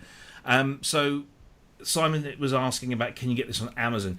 I don't believe the vinyl is available on Amazon. I think you can get the CD for sure, and I'm not entirely sure what the CD comes with in terms of literature, whether it comes with any of that stuff, because I think they did that as a very kind of strictly limited edition thing, and they only pressed about 500 of the vinyl version.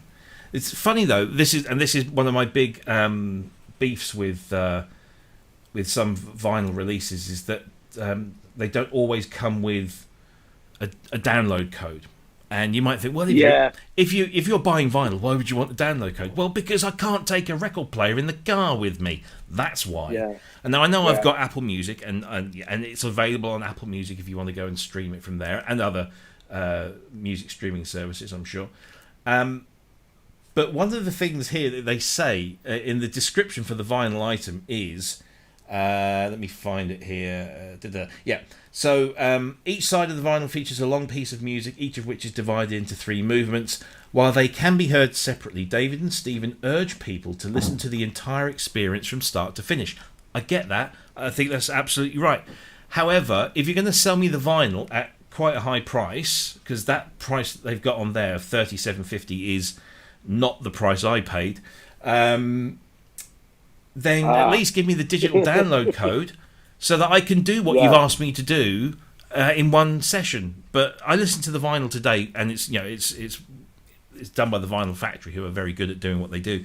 Has locked grooves at the end, which is very interesting as well. So they run this little sequence and goes, and then it just locks on that last groove, which is very cool.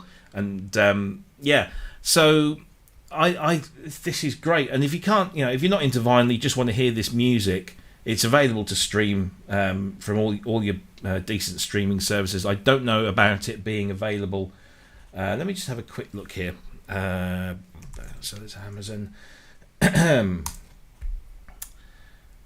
I'm pretty sure the vinyl was exclusive. This is where my browser. Here we go. EMS Synthi 100 Deewee. Is this something that would interest you, Chris? Would you? Is it getting your interest at all? Yeah, I'm just looking it up right now to see if it's. I'd want to try to find a digital copy of this. I'm not seeing it yet on iTunes. Yeah, I've got a vinyl player, but it's a vinyl player. You mean a record player? Yeah, it'd make the Synthi. It'd make the Synthi sound like a Casio VL1. Please tell me you haven't got a Crossley record player. That awful things. Oh no. It's something like that. I got it in right. We're going completely off topic here, but I got it into my head that I wanted a vintage record player, and I didn't want one of these ones that looks like it's 50s. I wanted one that looked like it was straight out of the 70s, with the smoked glass lid and everything. Yeah. I wanted like something real that would have cost a lot of money in the 70s, but now I thought you could get it for about 90 quid. Yeah. Anyway, looking into it, I've realised that you can't get one. It's like synthesizer territory. This. No, do you know if you want a vintage record player, just we'll hook up later. All right. Yeah, well, yeah. So that's if you go to Bandcamp, you can buy the digital album on Bandcamp for £8 or whatever that might work out in. And if you go to the deeweestudio.com website. I believe that you can get it on CD from there, but I'm just trying to find it at the moment. But yeah, it's it really is. That's $6.99 on iTunes. Oh, there you go. Yeah, I know it's definitely available digitally. But I'm just trying to figure out why I can't see. It sounds great. Unless they've completely sold out of physical copies. I was certain that they did a CD version. But yeah, I mean, it's available. It's interesting that some of these classics, both new recordings like this, and then also some old recordings like the Drew Schlesinger and David Torn album. Mm-hmm. Like I picked that up off of Bandcamp. Yeah, I did that. Yeah, and there's some really cool stuff out there right now. Yeah, that's got lots of lovely ARP Avatar all over it, which is very nice, very peculiar. And of course, Benj Edwards did his. I think we featured the 13 systems, and previously he did an album called 20 Systems, where each track is one synthesizer doing something, on its own. So yeah, this is much more musical That's what I was going to say. No disrespect to Benj, but that was it was, I don't know, it's like a research product or something. It was. This is a musical piece, isn't it? Yeah, they've come at it from their musician sensibility, and they've created discernible tunes, melodies with drum patterns and everything. It's just very, very good. I mean, that's the thing, is like some of those more experimental recordings are interesting to hear the different timbres that the synthesizer has, but it's not going to be something you want to listen to a whole bunch. Where if you make some actual music with it, that can be quite enjoyable time and time again. Yeah, absolutely. I think you've got to take your hat off to him as well, because I think that if I'd have had that access to that machine, I would have just sampled the death out of it. Yeah. That's what I would have done, and they've used it, and maybe the excitement of having that there would have brought different music out of them. And they've captured, it's like a time capsule. Again. It's like a little time capsule of the excitement they had when they had this Synthi in front of them. I mean, a lot of the time... sorry, go. Sorry. I was just going to say, I don't think I'd have that foresight. I'd be like, right, I've got this. I've got a sample, every single filter position on every oscillator that I can. And I'll think about using it in 10 years' time. Yeah. I think I've seen videos of people using a Synthi 100 and similar synthesizers, and they all seem to be wearing white lab coats with clipboards. And because a lot of the time these machines, they certainly weren't gigging machines. They weren't studio machines for the average musician. These were machines that existed mostly in universities and sound design places like that, and so it's really nice to actually get these into the hands of well-established and brilliant musicians as the DeVale brothers are, and see what they can come up with. Of course, if you want to do this yourself, obviously there are only 31 Synthi 100s made, but the legend that is Tom Carpenter has of course released Colossus under his Analog Solutions brand, and I've seen one of these in the flesh, and it is just mind-blowingly just awesome just to see this giant beast. It's his his kind of version of it. He never really bills it as a clone as such, because it differs. I mean, he's got these touch sensitive Buchler-esque keypad or keyboard pads on the right hand side here, where there was faders on the original, but large pin matrices and lots of a dozen oscillators and all sorts, and the built-in oscilloscopes, and it's the build on this is just immense, and he's selling them. I mean, when I spoke to him when he came up with this, I said, "What the hell were you smoking when you came up with the idea to do this?" And he said, "It's just been one of those things I've always wanted to do." And this could either make me, break me, or maybe somewhere in between. And I'm leaning. He was leaning on the breaking bit, but he's selling them. 299 quid. I think he's on to a winner. I saw him and his kind of partner in crime, Simon Forsyth, posted some pictures up on Facebook the other day. They just installed one, and they had to go up like 4 flights of stairs with one of these, and it's not something. It's not modular. You can break these into pieces. No, you have to take the whole thing up. Well, I was going to say, like, even if they, I got on the artist program or something like that by some mad chance, if they give me one of these, I'd have to have it set up in the dining room because I couldn't get it in. Well, I'm not really here, but I couldn't get it in here. Well, you see, what Tom's missed out and what he should do. I mean, this thing has got some an incredible woodwork on it. He needs to come up with a wooden cover that makes it look like a sideboard, so that you can put it in your dining room and you can say to your significant other, "Oh look, I've just bought this fantastic piece of furniture. We can put all the kids' photos on the top, blah blah blah."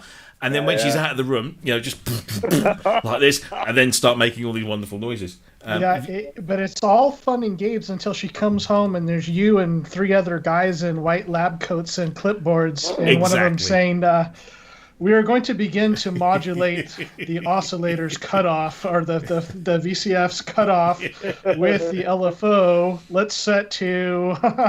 set to subharmonic frequencies. Yes, quite.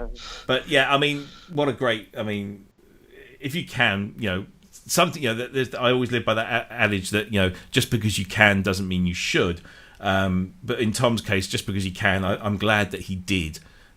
Because that's just a real kind of typical British folly that seems to be doing well. Sorry, Rob. No. Have you any idea how much that is? 20,000. Is it? Yeah. 20,000 significant pounds. I don't know if that includes the shipping, but they're built to order. So if you want one, you've got to commit. But yeah, it's just an immense beast. But I think, I'd have been surprised if he'd sold more than 2 or 3, but I think he sold at least double that. Yeah. In the grand scheme of things, that's a lot, Yeah, so, but he's done it, and I think he can just tick that off his list now and say, "Look, I did that." He might not do anything like it again, but if I had the space and the money, I think I'd be interested in something like that, just for its uniqueness. Yeah, yeah. If money was no object and space was no object, then I'd have one of those. Even if I never used it, you just look at it and go, Yeah. I don't feel like doing music today. No, but you... Yes, I do. Or if you don't, you could just lean back and put your feet up on that blank area just in the middle there, and you're not... So, anyway. I mean, who wants to see one of those cupboards full of, fine china and stuff in their dining room when you could have a bunch of cool knobs? Yeah, exactly. Exactly. Yeah. So there you go. That's all kind of inspired by Soulwax and their album... EMS Synthi 100 Deewee Sessions Volume 1. It's available now. I think the vinyl has sold out. I can't find the CDs anywhere, but go and have a look. If not, you can buy it as a digital download on your regular digital download places. They did an offer, actually. You could have got 50% off on Friday because of Bandcamp, so you could have got it for like £4. But yeah, there you go. Enjoy that. And you will enjoy that. It's not just a self-indulgent piece of wankery. It's proper music made with a proper synth. Okay, so we've got about 20 minutes left, and one of the topics that we were talking about, or were going to talk about last week, which we kind of lost track of. Actually, we got 2, so let's see if we can squeeze these in. First of all, Osmose. We mentioned those earlier. So the ExpressiveE Osmose is, I don't know when it's supposed to be coming out, but it's been in development for a while and seems to have stalled a little bit. It's not stalled in the Udo synth sense of the word, but they have just released. Doesn't Simon have one on order? I believe he does. Let us know. But they've just released a few days ago this third sound design work in progress video, which I thought was very interesting. Let's play some of that for everyone now.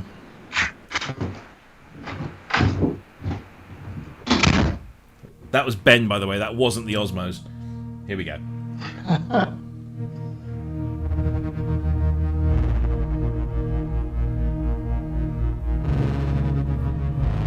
It would be helpful if I could put the video up as well.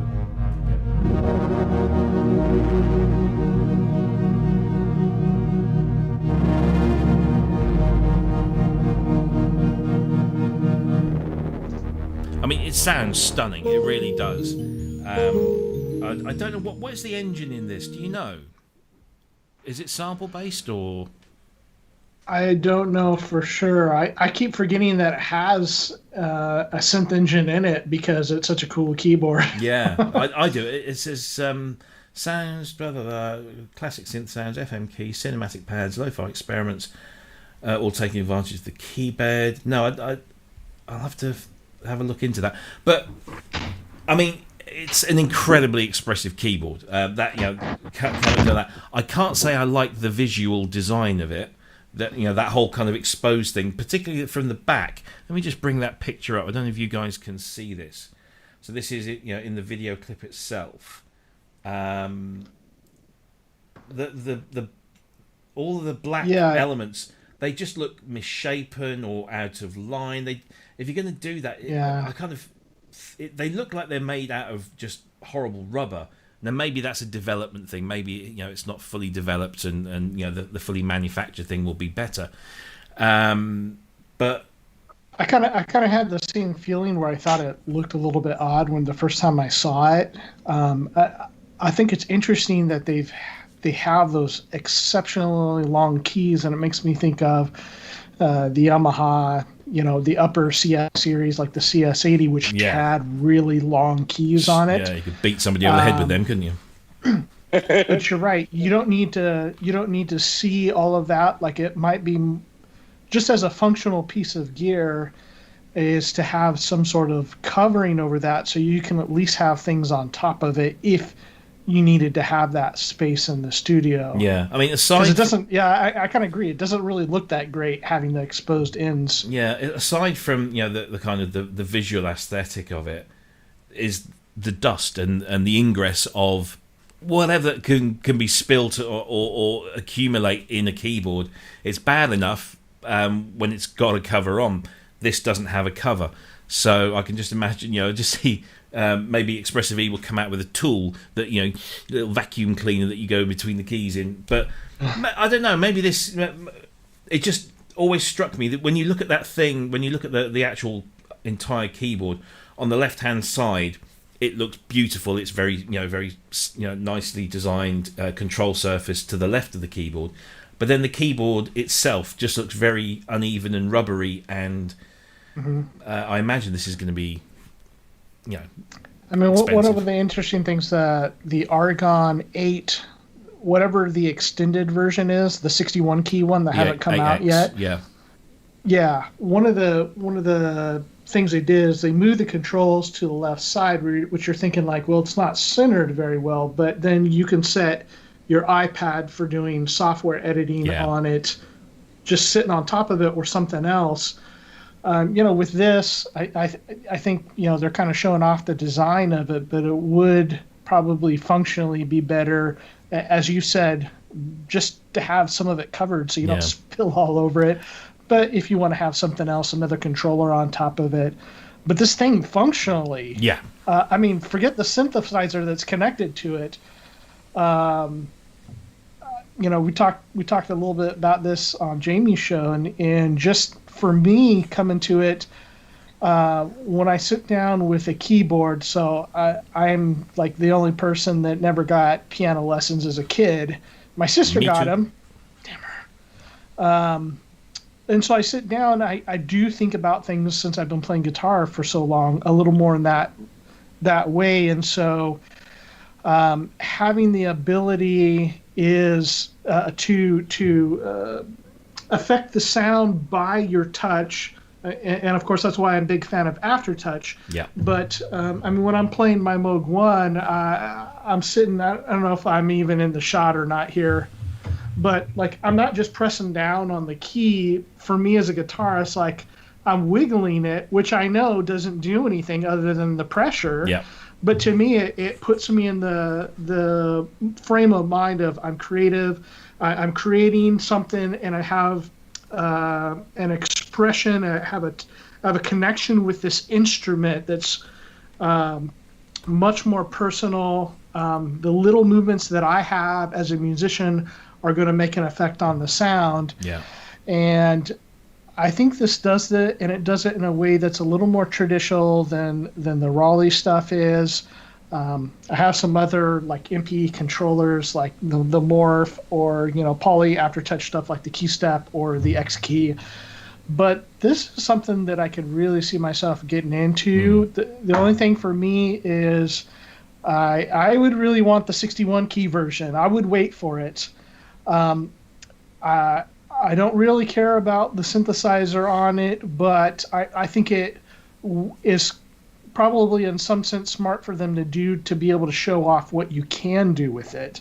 So as you're playing with it and you're playing its internal sounds, you're like, oh, I see if I do it like this, it has this type of effect. Then when you plug it into your Hydrasynth or your Moog 1 or whatever, you're like, okay, I need to map it this way and be able to do those same kind of things. Yeah. I'm very interested. I don't think I'll be. I like keyboards. We've spoken about this before that allow you to express beyond velocity. Yeah.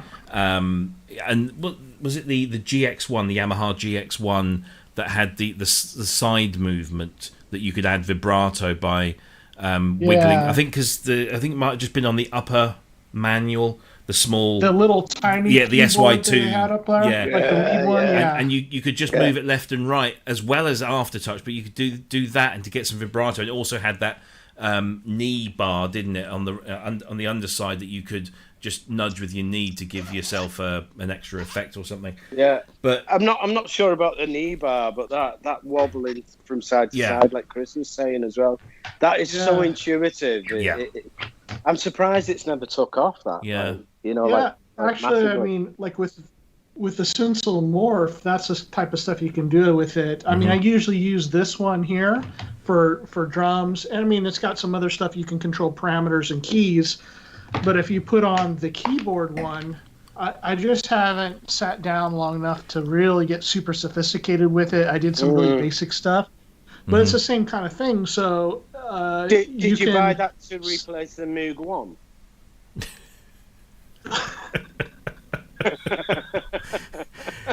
You have to wait, don't you? Just a little while to get his jokes sometimes. Sorry. So now, before you see that you're leaning on thin air now. By the way, Ben. Oh You've given the game away. You're not actually in your studio. Oh, disappeared completely. Oh dear. Yeah, but I mean, with this, you can move up a key, you can move sideways, and all those different, or like you can hit a key here, and then you can slide up like a ribbon controller. So I mean, this is kind of a cool way, but it's not traditional feeling. It's flat and it's rubbery. Yeah. Whereas with the Osmose, I mean, you wouldn't have be able to drag your finger up like a Raleigh or the Synthsil Morph. Yeah. But with all those other aspects of it, I think it would be a lot more comfortable to play. No, it's a very interesting concept, and I think Wagyu said it's a industrialized prototype or pre-industrialized prototype. So yeah, I'm sure things will change, but certainly the what it does seems very impressive, and I'm sure that we will be wowed when it eventually goes into production. So just thought we'd slip that one in there. We'll keep an eye on that one and report back as and when. So finally, last kind of 10-15 minutes or so, I thought we might talk about something that's been a bit dear to my heart for a little while, and that is the subject of software editors and librarians for hardware synthesizers. And I've been having a varied collection, as we all do, looking for a way to kind of centralize your programming of them, especially if you're in a place where you can't just move your chair over and sit down comfortably, that you might want to program your synthesizer or use the library functions to send stuff backwards and forwards. I just wanted to ask you guys, and we can discuss a few options here. I mean, I've got a few ideas of what you do in terms of synth librarians and editors. Do you have a favourite? Do you go for one that covers as many bases as possible, or do you like to have specific editors for specific instruments? What do you do when that instrument becomes obsolete and therefore its editor is no longer supported by modern day computers? That sort of thing. Ben, what's your take on editors and librarians? Well, I've got MIDI Quest. Okay. I splashed out for that for the full blown version of it. It's not cheap. It's about £400, that, isn't it? Yeah. It was a dear do, and they let you download a version of the software. It's really strange the way they do it. You pay for it. You can download a version of the software, but then they send you the software through the post on a disc. Okay. And you've got to delete the version that you downloaded and install the version that came on the disc. It's like really bizarre. But odd. Like the software is very good. It's just terribly clunky. If you don't like the Roland Cloud thing, you will hate MIDI Quest. So because it is. Yeah. It's like very like it's like that. It's you can see that's awful just from looking at it there. It looks very like a real mishmash of visual styles and programming paradigms, because some of them are very skeuomorphic like this, and then others are just very basic. I'm familiar with the Visex stuff because they used to do the Akai, some of the Akai controllers. But then you look at some of this, like for the Mofo here, and there was another one earlier for the Oasis. There you go. It's just looks a bit. Ugh. However, it looks terrible. However, people swear by it. I was talking with Ty Unwin the other week, and we just happened to talk about editors and librarians, because we were talking about DXs. And I said, you can use DexEd as a dedicated DX7 thing. And he said, I've got MIDI-Quest, that covers everything. And, when you look, I mean, it's like 830 pieces of equipment that it handles. Well, I was going to say, if you can forgive the clunkiness, it is very, very good. It works with everything. Like the EX5R that I've got is notoriously bad for like sysexing with anything. It just hates it. And for me, MIDI-Quest comes the closest to anything. It's still got a couple of issues with it, but it notifies you of those issues. It says, look, we're really sorry about this, but Yamaha won't allow us to do that, or it's not possible to do that. And you can work around it. It gives you like suggestions for the workaround. It's a really clunky, ugly-looking piece of brilliant software. Because I have to say, when I was looking into this, and you said you'd got MIDI-Quest, I thought MIDI-Quest had stopped development years ago. I thought it was a really old thing, and that you must be running it on some kind of virtual machine or something. But it isn't. It really isn't. And there's an iPad version as well, I think, and it supports plug-in functionality on most major DAWs, so you can load it up as a VST or an audio unit or an AAX plugin. Yeah. So that's very good. Yeah, that's got to be useful. That is really good. So Cryss, have you got any particular favourite kind of librarian or editor, or do you not bother? Funny week to mention this. I got a story to tell. Well, you kind of inspired my my choice of this subject. So, when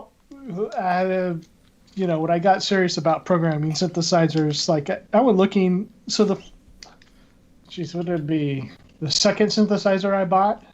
So I had my first was a Juno 106, not the one that I have now, but then in about whatever it was, 2013 or something. Like I've been using software synthesizers for a long time, but as far as hardware goes, I go, man, I want to get a hardware synthesizer, and so I had bought a King Korg, Korg King Korg, and which is a great synthesizer. It looked very knobby, and so I thought, well, this will be great. I'll be like programming analog synth. Not on your life. It's a terrible layout, terrible UI on it. And so I thought, well, I need to get an editor for this, because after some time of having, I was like, I'm not even using it. It sounds nice, but I don't use it because I can't program it very well, or very easily, I should say. And so I got the Sound Tower one for it, and it looked like the Sound Tower King Korg app looked like it came out on Windows 95. Complete with like the gray scroll bars. I'm on. Oh right. I'm on the latest just MacBook. Bringing it up on the screen now. Yeah, and the UI is not very well thought out. Like lots of wasted space. You can't use your trackpad to scroll stuff. Like you have to go onto. You have to grab the little scroll levers and move things around, and it's absolutely awful, even though the synthesizer is a great synthesizer. And so I had gotten, because there's just not many options, I bought the Sound Tower one for the OB6, and after losing about half a dozen patches, I'm like, man, screw these people. They don't respond to emails. They're super buggy. Like they don't like. the way that the whole interface works is really buggy. And so I thought it was pretty much as bad as it could get. Yeah. So of course I'd been borrowing my buddy's Prophet 6, and I had just finished an entire sound set for the Prophet 6. And all along the way, so what I did is that the one that everybody raves about is the code knobs. The code knob Synthet, and they have some other ones that are to be used in your DAW. Mm-hmm. So great, the Synthet I can use for the Prophet 6 and the OB6 and some other Dave Smith stuff and whatnot. And I was like, okay, well, it's like $60. Okay, I need to do this because I need to make these presets. I need a librarian, and I don't want to buy the Sound Tower one. So I bought the Code Knobs one, and there's no manual for it. I had some problems connecting to it. Figured it out finally. Doing the presets, a library, it doesn't have the same layout as a synthesizer. So when you're turning knobs and you're looking at the screen to see where everything is at, you have to sit there and look at it to try to figure out where it's at. Right. And the librarian thing was really bad on it. I mean, a lot of extra clicks. Again, things that should be intuitive or not. Scrolling things, saving patches to multiple locations, to the synth and to the librarian. You have to go through multiple steps, and it takes a long time. So I was very much upset about that. But then it got worse, and that, like I said, I had this finished sound set. And I'm trying to get things organized, the patch order, the way that I want it, and then figuring out how to export it, which I actually gave up on. I never finished it. And what happened was it randomly changed, it swapped around or copied about, I don't know, it was 15 or 16 patches out of 100. So I ended up with some duplicates and some patches that were just lost on it altogether. And I thought, okay, I have this backed up because I had a separate session I had actually 5 sessions of it, thinking, okay, the librarian part of it should be saved with a session, which would make sense, right? Because you can do work, you have a backup copy somewhere, you do work and you recall all the stuff from your synthesizer, and you got a new section or a new session, and so I went back and it wasn't there. It combines all the sessions into one. There's no reason to have more than one session, and if there is, hell if I could figure it out. And so I was so pissed. I cannot believe it. I'd lost 20 hours of work on it. Nightmare. Oh no. And so upset, and I just very begrudgingly went and bought the Sound Tower for the Prophet 6. Which is ridiculous that you have to buy a separate one for the Prophet 6 and the OB6 because they're almost identical as far as the software is concerned. It should be at most a switch on it. You pay your $60 or whatever. Yeah. So, oh man, I forgot to put this up here. Software editors, I think, are a brilliant idea. I think it's important that they do resemble what you're actually using, because I also bought the Recon Audio. I don't know if you've ever heard of it. It's a fairly small company, and they do VST plugin editors, for different synths. I bought one for the Virus B, which I had at the time, and the Waldorf Pulse, which I've still got. They're great. They work perfectly, but they look absolutely nothing like the synth you're using. And it's just why not? I mean the Sound Tower one looks like the synth, but the layout is different, which makes it more difficult. But the layout is more intuitive slightly than the Code Knobs one, which has no bearing. I mean, they arranged it it would make sense if it were its own, software synth. But when you're I'm grabbing the Polymod Oscillator 2 knob, and it's in the top left of the Prophet 6, and I'm having to scan the whole damn thing to look for where it is on the Code Knobs, and that's taking up 10 seconds of your time where you should be where is it? I'm saying that with the Pulse, with the Waldorf Pulse, I kind of understand it, because if you had the same layout as the Pulse, it'd be absolutely pointless if you had to keep flicking between the different different layers. That'd be pointless. So I do, but it looks nothing like it. Make it look something like it, you know. Yeah. Yeah. And the virus, a lot of the controls are there, aren't they, on the front? So I'm sure they could have done something that resembled the virus. Yeah, it's interesting. This is where. No, go ahead, Chris. Go ahead, Robbie. No, you go ahead. Go ahead, because I'm still looking for something. This is where I got to give a lot of credit to Moog and ASM, because after going through all these headaches trying to program some of these synthesizers, and I mean, I programmed a lot of the Prophet and the OB6 without an editor, and I just use them as a librarian. But I like having that visual feedback, because if I go to return to working on a patch, I want to see where everything is set visually. Now, the credit goes to Moog and ASM, because you don't need any editor. People get asking, are you going to make an editor for the Moog 1? I'm serious, you don't need one, because every section on here has this little corner switch that as soon as you're doing something, you're like oscillator 3, what's going on there? You hit that little switch, you're immediately there. You see all the parameters that you have, and then it has at most like a little bit of scrolling where you can see the extra parameters. And so it's pretty much like one level deep of everything, which makes it so quick. And same thing with the Hydra synth and the way they have the scribble strips. It makes it's a little more scrolling and stuff than the Moog 1, but you don't need an editor for it. But it does make me wonder why these companies, even if Dave Smith isn't going to make an editor for his own synthesizers, which I think is sad that he doesn't do that.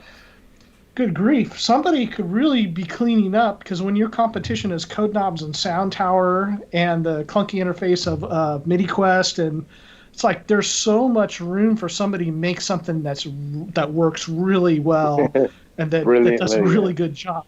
Yeah. There is. But I think it's very much like the world of sample converters. So, back in the day when I was doing lots of sample sound design and creating sample libraries to be used on multiple machines, and so therefore I had to come up with as quick a way of translating them into one format or the other. There are like 3 or 4 kind of, I don't want to use the word universal, but quasi-universal sample library converters. Mm-hmm. And they all pretty much do the same thing, but they have their own kind of unique way of doing it. But some of them do it better than others, some of them do it quicker than others. And I often found that, I was using one, I wanted to get from this synth to this synth, or this sampler to this sampler. And one of them had a direct route that just didn't work. Whatever you tried, it just didn't work.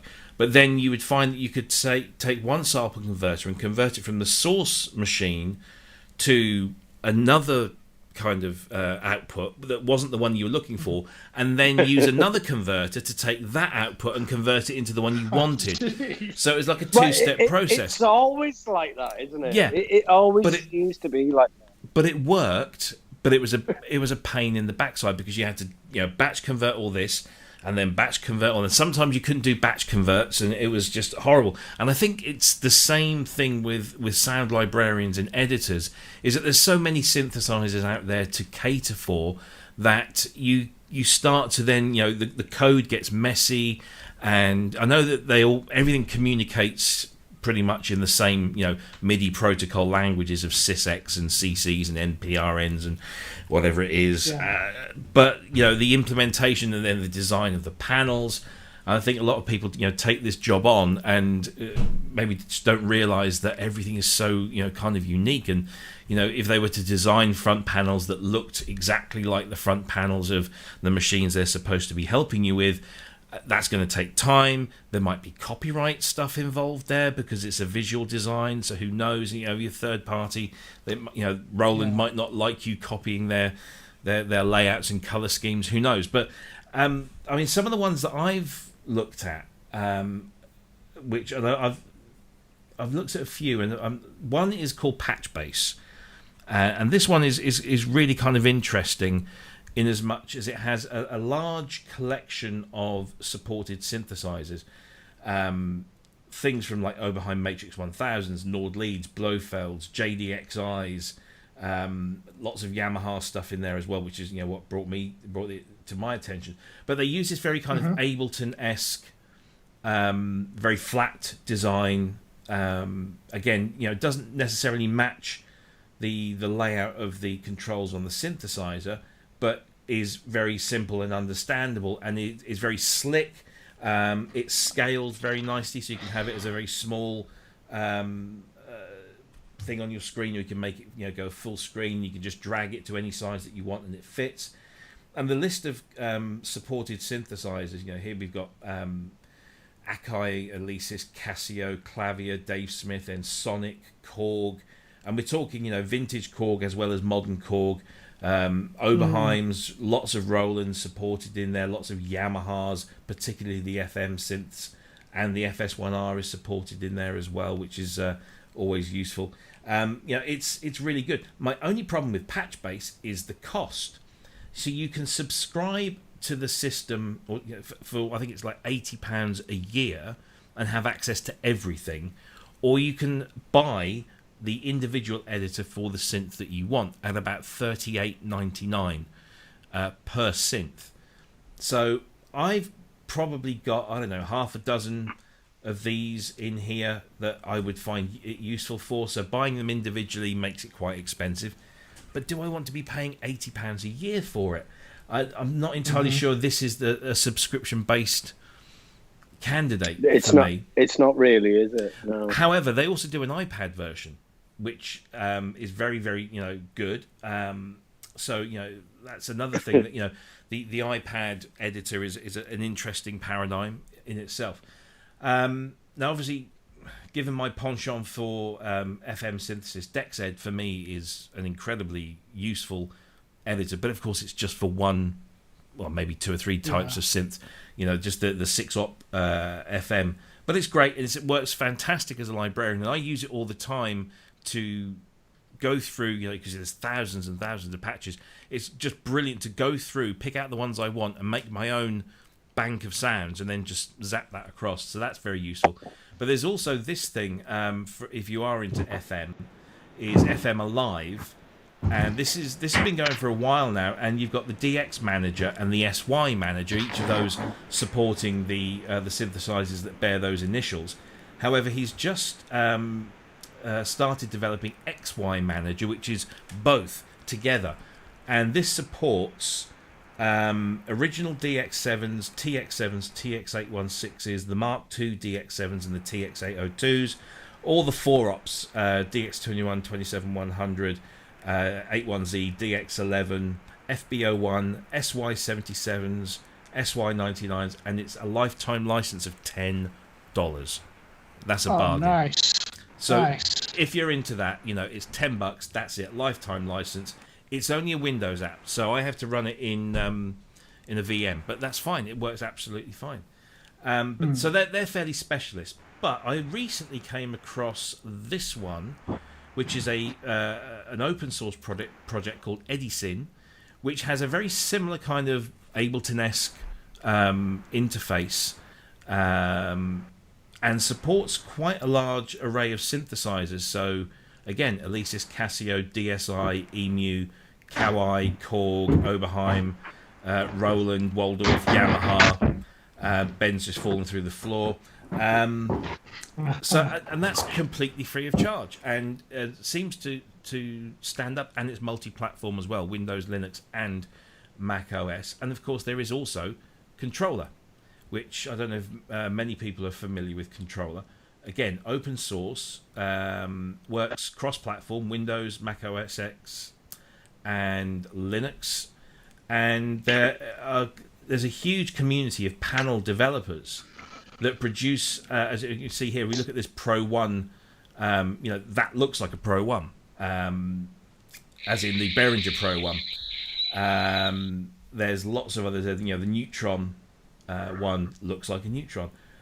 So there's loads of stuff in there, and again, free of charge, which is very useful. So I mean, the variety that they've got in there, old and new, and they're designed by users.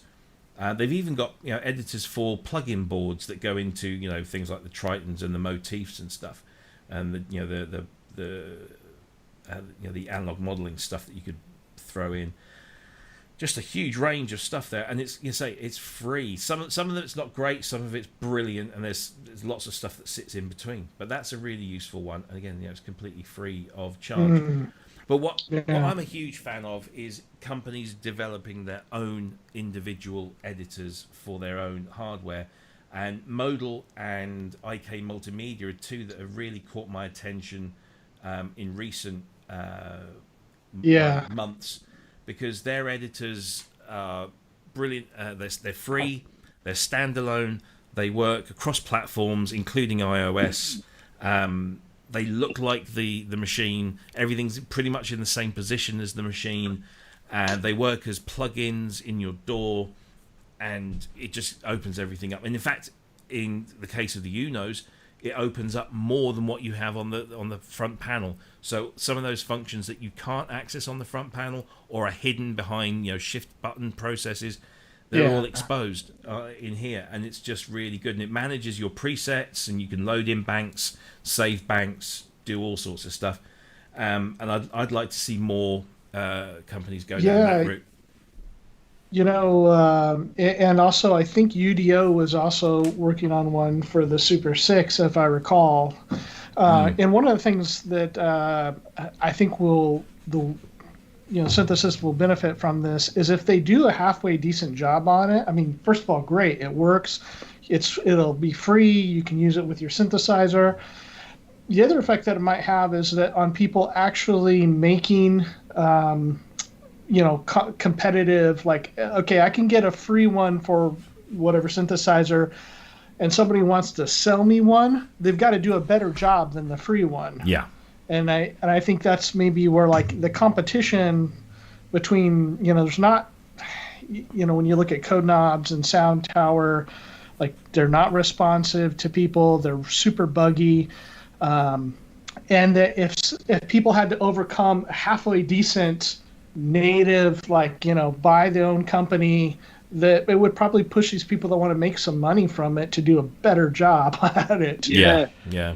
Competition's healthy, isn't it? There was when I got the Roland JP08 boutique module in for review, the one thing that struck me straight away was the fact that it didn't have a little editor like the Uno Synth. I just thought it was prime candidate for it, and a little bit of digging, and of course there is one, and it's on. It uses the controller platform. You have to pay €5 for, or €5.90. It's by a guy called Momo Muller, and he's done a number of these for a number of these little boutique synths and the Volcas as well, I think.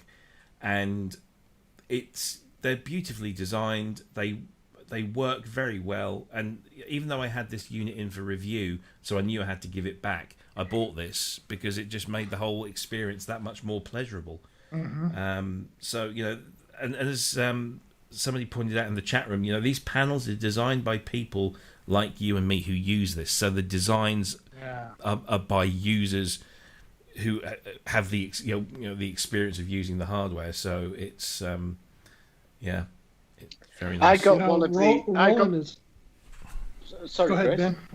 No, go ahead. I was just going to say I got one very similar for the DeepMind 12, and one thing that really, really got to me was that when you change, you can select the programs in it, but the controls don't jump to the positions of that sound. So I kind of politely complained about this, and he said it wasn't possible. I think it's through the controller platform. It isn't possible to get that feedback, which I think is pretty important. It's if you want to learn how a sound was constructed, you've got a preset you think that is awesome there, and you want to see how it's built. and study it so you can rip it off, then you can't do it with this. Yeah. So, yeah. Another one that I've got as well I wanted to mention was a synth patch. It's a... Oh, you can't see it. Rubbish. I've disappeared. Look at that. Well, it's a thing called synth patch, and it's an iOS thing. Okay. And it's for things that can't communicate via MIDI and stuff. So if you've got like an old mini Moog or whatever, I'll put it near my face. I don't know if you can. Yeah. It's got all the settings in there, so you can store them. And I mean, it's just the same. It's a fancier way of taking a photo. Really, photos adequate most times. Yeah. But you can get accurate like information into this. You're not zooming in on a photo and that. So that's pretty good. Yeah. I don't know how much it was. It could have been 49p. It could have been 10 quid. I don't know. $3.99. Is it? Yeah. It's pretty good for free. $3.99. It's all right. Yeah. I think that it's cheaper than MIDI Quest. Well, yeah, exactly. Yeah, I mean, I've often been looking for it's every time I get a synth. So in the last couple of weeks, I've been can I find an editor? And I found an SY22 editor. I believe it was in Edison. I think it was that free open source one. Was it that one? Yes, yeah, that's got an SY22 editor. But it's not covered by the FM Alive one, which only supports the FM AWM workstation versions.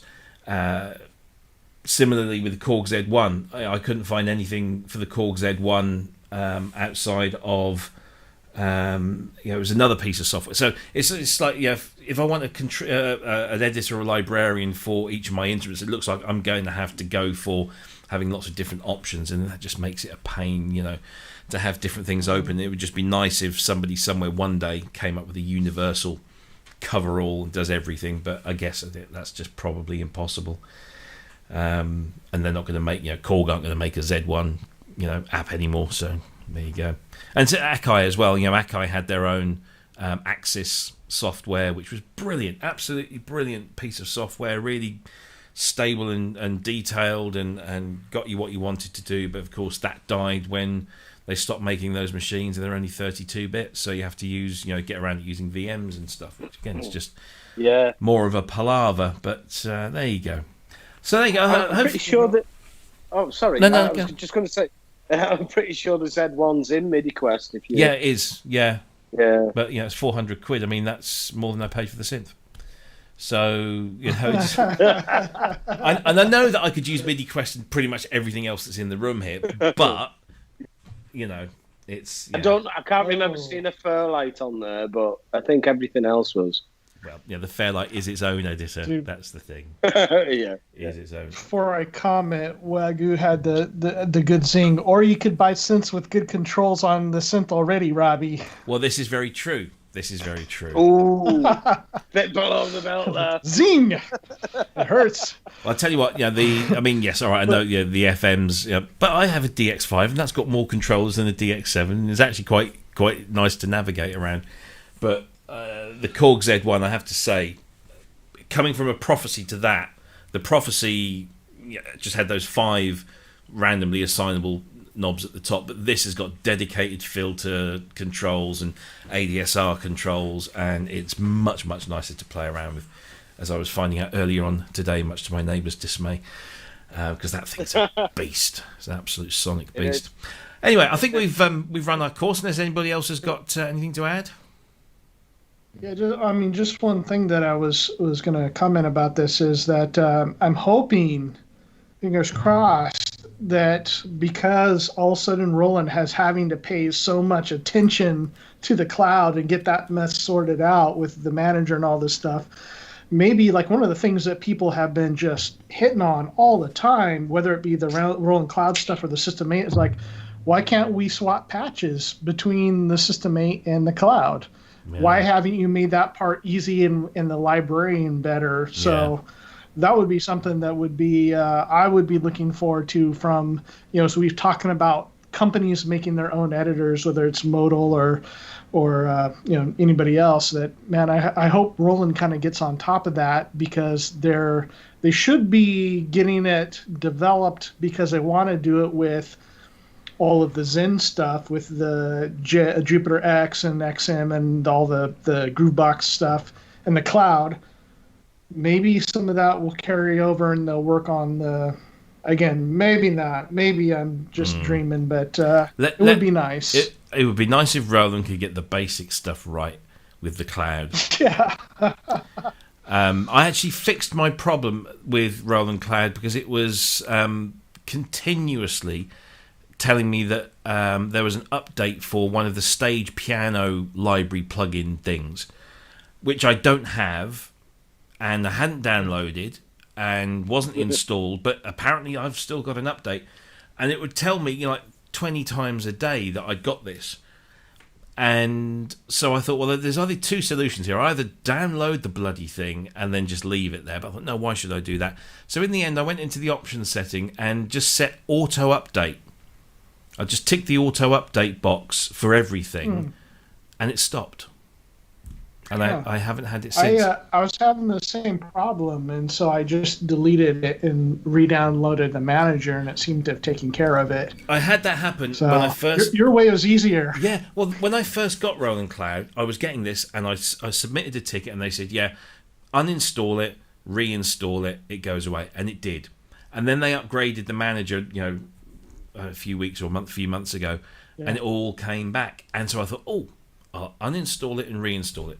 Didn't work. And so the only way I can seem to stop it, I don't think, let me just check my notifications, absolutely none at all today whatsoever. So that's clearly worked, although it just now means that everything automatically updates, which is not a big deal, but I'm always a bit wary about auto update things, so we'll see. Is anybody using Logic 10.5 with Roland Cloud? Yep. Because I can't get it to work. Really? No, it's just I've opened several tickets with them trying to resolve it. They don't seem to know what it is. No, I'm using 10.5.1 Logic, and absolutely no problems with any of the Roland plugins. It works fine with Cubase. The VST version of it is perfect. Logic, it just won't. It just like blacklist. Well, not blacklisting, but you know what I mean. It finds a problem with them. Right. No, I've not. Compatible. Yeah, I've had issues with plugins that there was one or two that when it did the scan of the plugins, it obviously found that the plugin was an old version of the plugin or something, and there was absolutely no way I could kind of get around this thing, because I think it was when if you had it installed before you did the Catalina update, it was fine. But if you installed it after Catalina, then it would just throw a hissy fit, and it would just kind of go into this endless loop of saying it's not compatible, and you can't do the control right click and open to bypass the gatekeeper process. And there was just no way around doing it. So, but I think most of those, they're slowly, and most developers that are still developing those plugins are working through those issues. But there's even stuff today that I'm opening up, and every time I open up, it asks me to go into my system preferences and in the security and privacy tab, tick to allow. So I do that, and then I do what I need to do and shut the app down. And the next time I open it up, it asks me the same thing again and creates another instance of that application in the security and privacy thing. So it's a pain, but hey, could be worse. Could be going to Apple Silicon and Big Sur, which I think. Oh no, I'm not. Well, luckily, in a way, my iMac and my MacBook are now no longer supported beyond Catalina, so that neither of them will be able to run Big Sur. So I've kind of had that decision made for me, and I was thinking about getting a new iMac, but I'm not going to, because they're going to be launching the Apple ARM chip based things later this year or early next year. So I'm just going to wait 2 or 3 more years until they bed in, and just throw an SSD in this thing. I have not spent £2,800 on a MacBook Pro that I'm probably going to get 2 years out of now. Yeah. Sorry, Chris. I don't know, because so mine was a 2013 MacBook Pro, and I just needed more power. And I mean, at the time, it was pretty much maxed out, the highest processor and all of that, and it served me really well for whatever 7 years, some odd. And one of the things I was trying to think about, because I kind of had to make it by that 4-year window of really bad MacBooks. Yeah. And so the 16-inch one that I got, it's a late 2019, fixed a lot of the problems like the keyboard and the only thing I hate about it is that they moved the headphone jack to the right side from my previous one, which was terrible, like ergonomically. It shouldn't have been done. But I was trying to think, because like, man, I'm on this like really old MacBook now, and the rumors of the ARM chips are coming out, and like, you know what, I could get a really cracking MacBook that works really well right now, and it's going to last a while, and even if they come out with the ARM stuff, it'll be supported for probably the life of this computer, because I'll let them work. And it's not Apple that I'm worried about with the ARM processors and the MacBook. It's everybody else. Look at what a mess Catalina was. Yeah. Like, had to wait on all these companies like IK Multimedia, like months later after I got this computer. I mean, I got this in November, I think. And I had to wait to get all my plugins on it because they went.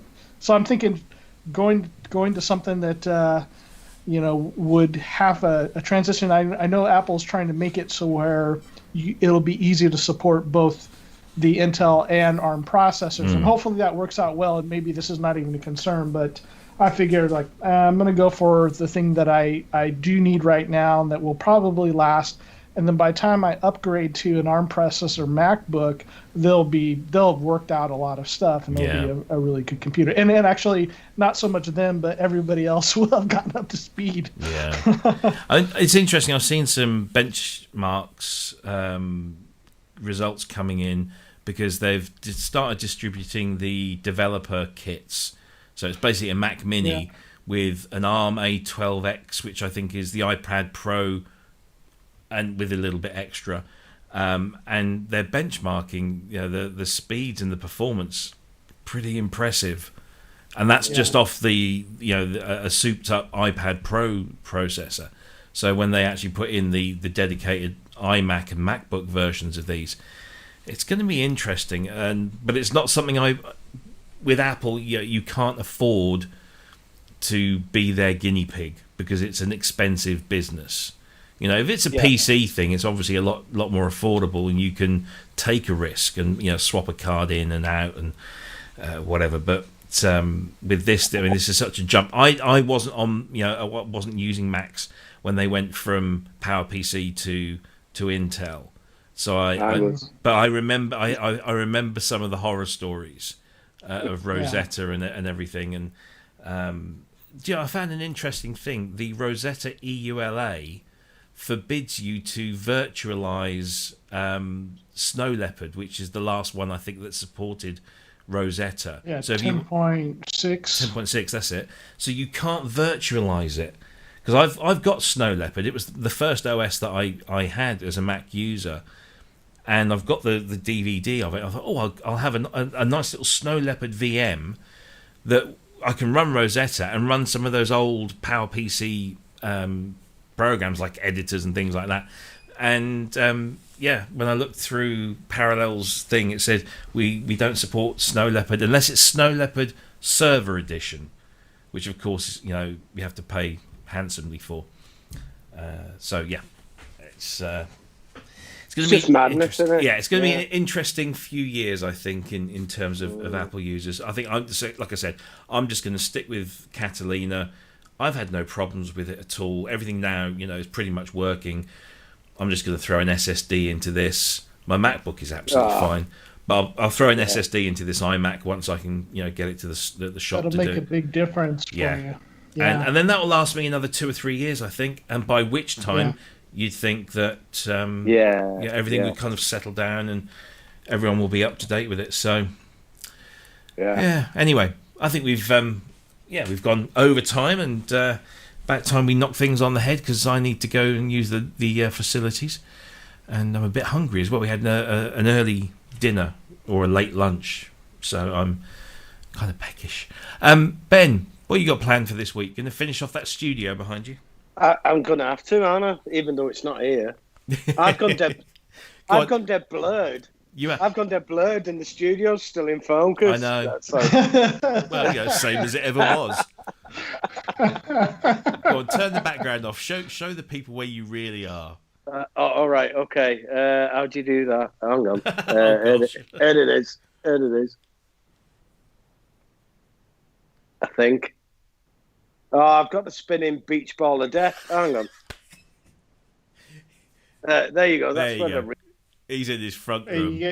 I'm in my living room. Want to see where he's in a comfy where chair. I really am. But this is all fake. This is where I really am. In the TARDIS. There we go. Let's bring that up. Love it. Very good. Very good. So, Ben, what have you got lined up apart from your studio? Anything with the pubs and the clubs and everything kind of slowly opening again? Are you tentatively looking at getting back out playing? There's no sign of any gigs. No, which is really worrying. I don't really get the thing about keeping gigs to last. Apparently, if you've got a wedding or something on at the minute, you can only have recorded music. Yes, to do with the singing, isn't it? Apparently, singing projects aerosol output from, Yeah. At Glastonbury, though, is anybody in that crowd really going to receive that projectile? Well, quite. Mucus, you know. Yeah, but then you get the audience singing along. Yeah, I suppose. But you'd sing to recorded music as well. So it's all very, isn't it? Yeah, it's quite bizarre. Mainly going to be wiring up the studio. Yeah. I've got 2 tins of white spray paint to spray me Jasper's stand. Oh, right. Hopefully trying to make it look a little bit less noticeable in a white room. Okay. By spraying it white. That'll be interesting. It's going to look worse, I know that. How about you, Cryss? Anything lined up for the next 7 days? Yeah, just hopefully finishing up this last sound set. Then I've got to do a bunch of video stuff. And as much as I love doing audio stuff and sound design, I hate filming with a passion. Once it's on the computer in Final Cut, I'm okay. Like, I can edit it, which I think would probably be the thing that would be boring for a lot of people. And I don't mind it so much, but the filming process is just such a... Yeah. Like, I got to do a screen capture, and I've got to do the audio and the camera work, and then if I mess up, then, oh, man, it's such a mess for me. Yeah. I don't like it. Well, it's kind of... I mean, the good news is that, things are... I've got several things ready to go. Just minimal work to get it finished up other than the video stuff. So the hard thing has been that I just had like a Freudian slip. The hard thing has been the hard thing about Ben, my silent partner in this, is that he lives an hour away, and so there's a lot of stuff that would be so much easier if he were just here to help me do some of this stuff, or to for us to talk. So we got to get on some video chats now that it's kind of coming down to like we're ready to launch. So I'm hoping that we get this finished up in July and stuff comes out, so we actually have some sound sets released. And once we kind of go through the process of having a couple of them out, then the whole process will be way easier for me. Yeah. And we'll kind of fine tune it. But there's some help that, trying to work with somebody I used to see once a week or twice a week sometimes. And now doing everything remote back and forth is a little bit difficult. Yeah. Well, I feel your pain. My day job is video. A lot of it is video editing now, and I'm remote. This is my office. Everything has to be done with people that are anything from 5 to 8 hours behind, or 8 hours ahead. So that can be a real pain in the backside. So I feel you. I don't know, those people 8 hours behind you. Those guys are the pains in the butt, right? They're the pits, man. Nah. Yeah, it's it's frustrating because as soon as I can waste a whole day waiting for somebody to come back to me at the beginning of their day, which is the end of my day, and say, I need this. And I'm like, well, I've got like 45 minutes before I'm knocking off for the day, and so it's I feel it. Why can't you get up earlier? Why can't they get up early? Well, do you know? I have to say that the American work ethic does see a lot of them getting up at stupid o'clock in the morning just to be on a call. My boss's boss's boss, so she's the VP of the division that we're in, since lockdown, has been getting us all to jump on a call on a Friday at 2:30 in the afternoon, my time. It's perfect. I've had my lunch, I've got my coffee, and it's just like a team get together. We don't talk about jobs or work or what we're doing. We just what's happening in our world. What's the weather like? Is anybody going anywhere nice? Did anybody do anything? So it's 2:30 in the afternoon my time. So that is like 8:30. No, it's like on the on the West Coast. It's like West Coast, yeah, 6:30. 6:30 in the morning, and they're all there, and they're all looking fresh as a daisy. I'm thinking, jeez, I would not be on that call. It would not happen. My alarm goes off at 8 o'clock in the morning, which I know is probably about the time that most people go to work. My alarm goes off at 8, and I'm rarely out of bed before 7:30. If not a little bit later, because I can, it's the beauty of working from home. But these guys, it's just like up and at them. I was like, no, can't do it. Anyway, cultural differences. I know it's they're very much that. And my colleague in Hong Kong, he joins this. We have like team meetings at like 4 p.m. my time, because it's a little bit more sociable for those on the West Coast. But he's in Hong Kong. So it's like 11:30 midnight for him by the time he finishes, and he's got a little kid, and they live in this really small apartment. Yeah. And he has to talk like this because he doesn't want to wake his kids up. And it's because their apartments are about as big as my room here. It's just terrible. Anyway, what am I doing this week? Coming week, I'm going to finish editing podcasts. Hopefully, it's just as I was saying earlier, I've got this one where I've managed to whittle it down to 1 hour and 15 minutes, so I need to take another 45 minutes off there, which is crazy. I don't know how I'm going to do that. I'm going to try and learn these new synthesizers a bit more, and I've got to buy another Jaspers. I've resigned myself to the fact that I've now got to choose which one I want. I've got 4 keyboards I want to put on. Do you want to buy a white one? No. But I've got 4 keyboards to mount. So I think, well, do I do what I do with, like, when you buy a mixer and you've got, say, 12 instruments, you don't buy a 12-channel mixer. You buy a 24-channel mixer because you know that you're going to get more than 12 at some point. So you do that. Yeah. So I'm thinking, well, do I get a 4-tier Jaspers or do I get a 6-tier and leave 2 empty just in case? Yes. Well, no. So like I imagine the conversation being like, your wife being like, honey, most people put mirrors on the ceiling. Why do we have synth racks? Yeah, quite. It's going to be that because I'm just running out of space. But I've even got my tape measure here because I've been measuring height and width and everything, and it does mean that I've got a desk over here. You probably can't see because I have to turn my whole iMac around, so.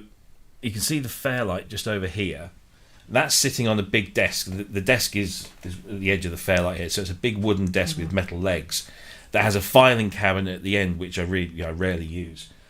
So I'm thinking if I get a Jaspers to go where that wooden unit is with the monitor on there, I could actually put the Fairlight on, the mainframe underneath that and the keyboard on top, and I can just get rid of this desk, and that gives me more space over here. So that's the plan. That's the plan. Yeah, I'd do that. So I just need to do measurements and things. If I could drill holes in the walls here and do, which I'm not allowed to do because I'm a tenant, then I would be hanging them off the ceilings. I'm sure I would. Anyway, don't take any notice of that tenancy stuff. I've knocked walls down and everything in here. I dread losing my deposit because it's a big deposit, and so The cats, actually, this afternoon decided they found a loose piece of paintwork in the corner of one of the in the stairwell, and they've just shredded it. They've literally got to peel this paint away. So I've got to match the colour and everything. It's crazy. Anyway, guys, thanks ever so much for your company. I hope everyone in the chat room enjoyed the show. They're still hanging around. We'll be back same time, same place next week for episode 15. Fingers crossed. And we shall see you all then. So thanks for watching. Take care, and don't forget to like, share, subscribe, all that stuff. Come and visit us on the Facebook page as well. All the links are in the descriptions down below. And we'll see you all around sometime soon. Take care. Bye-bye.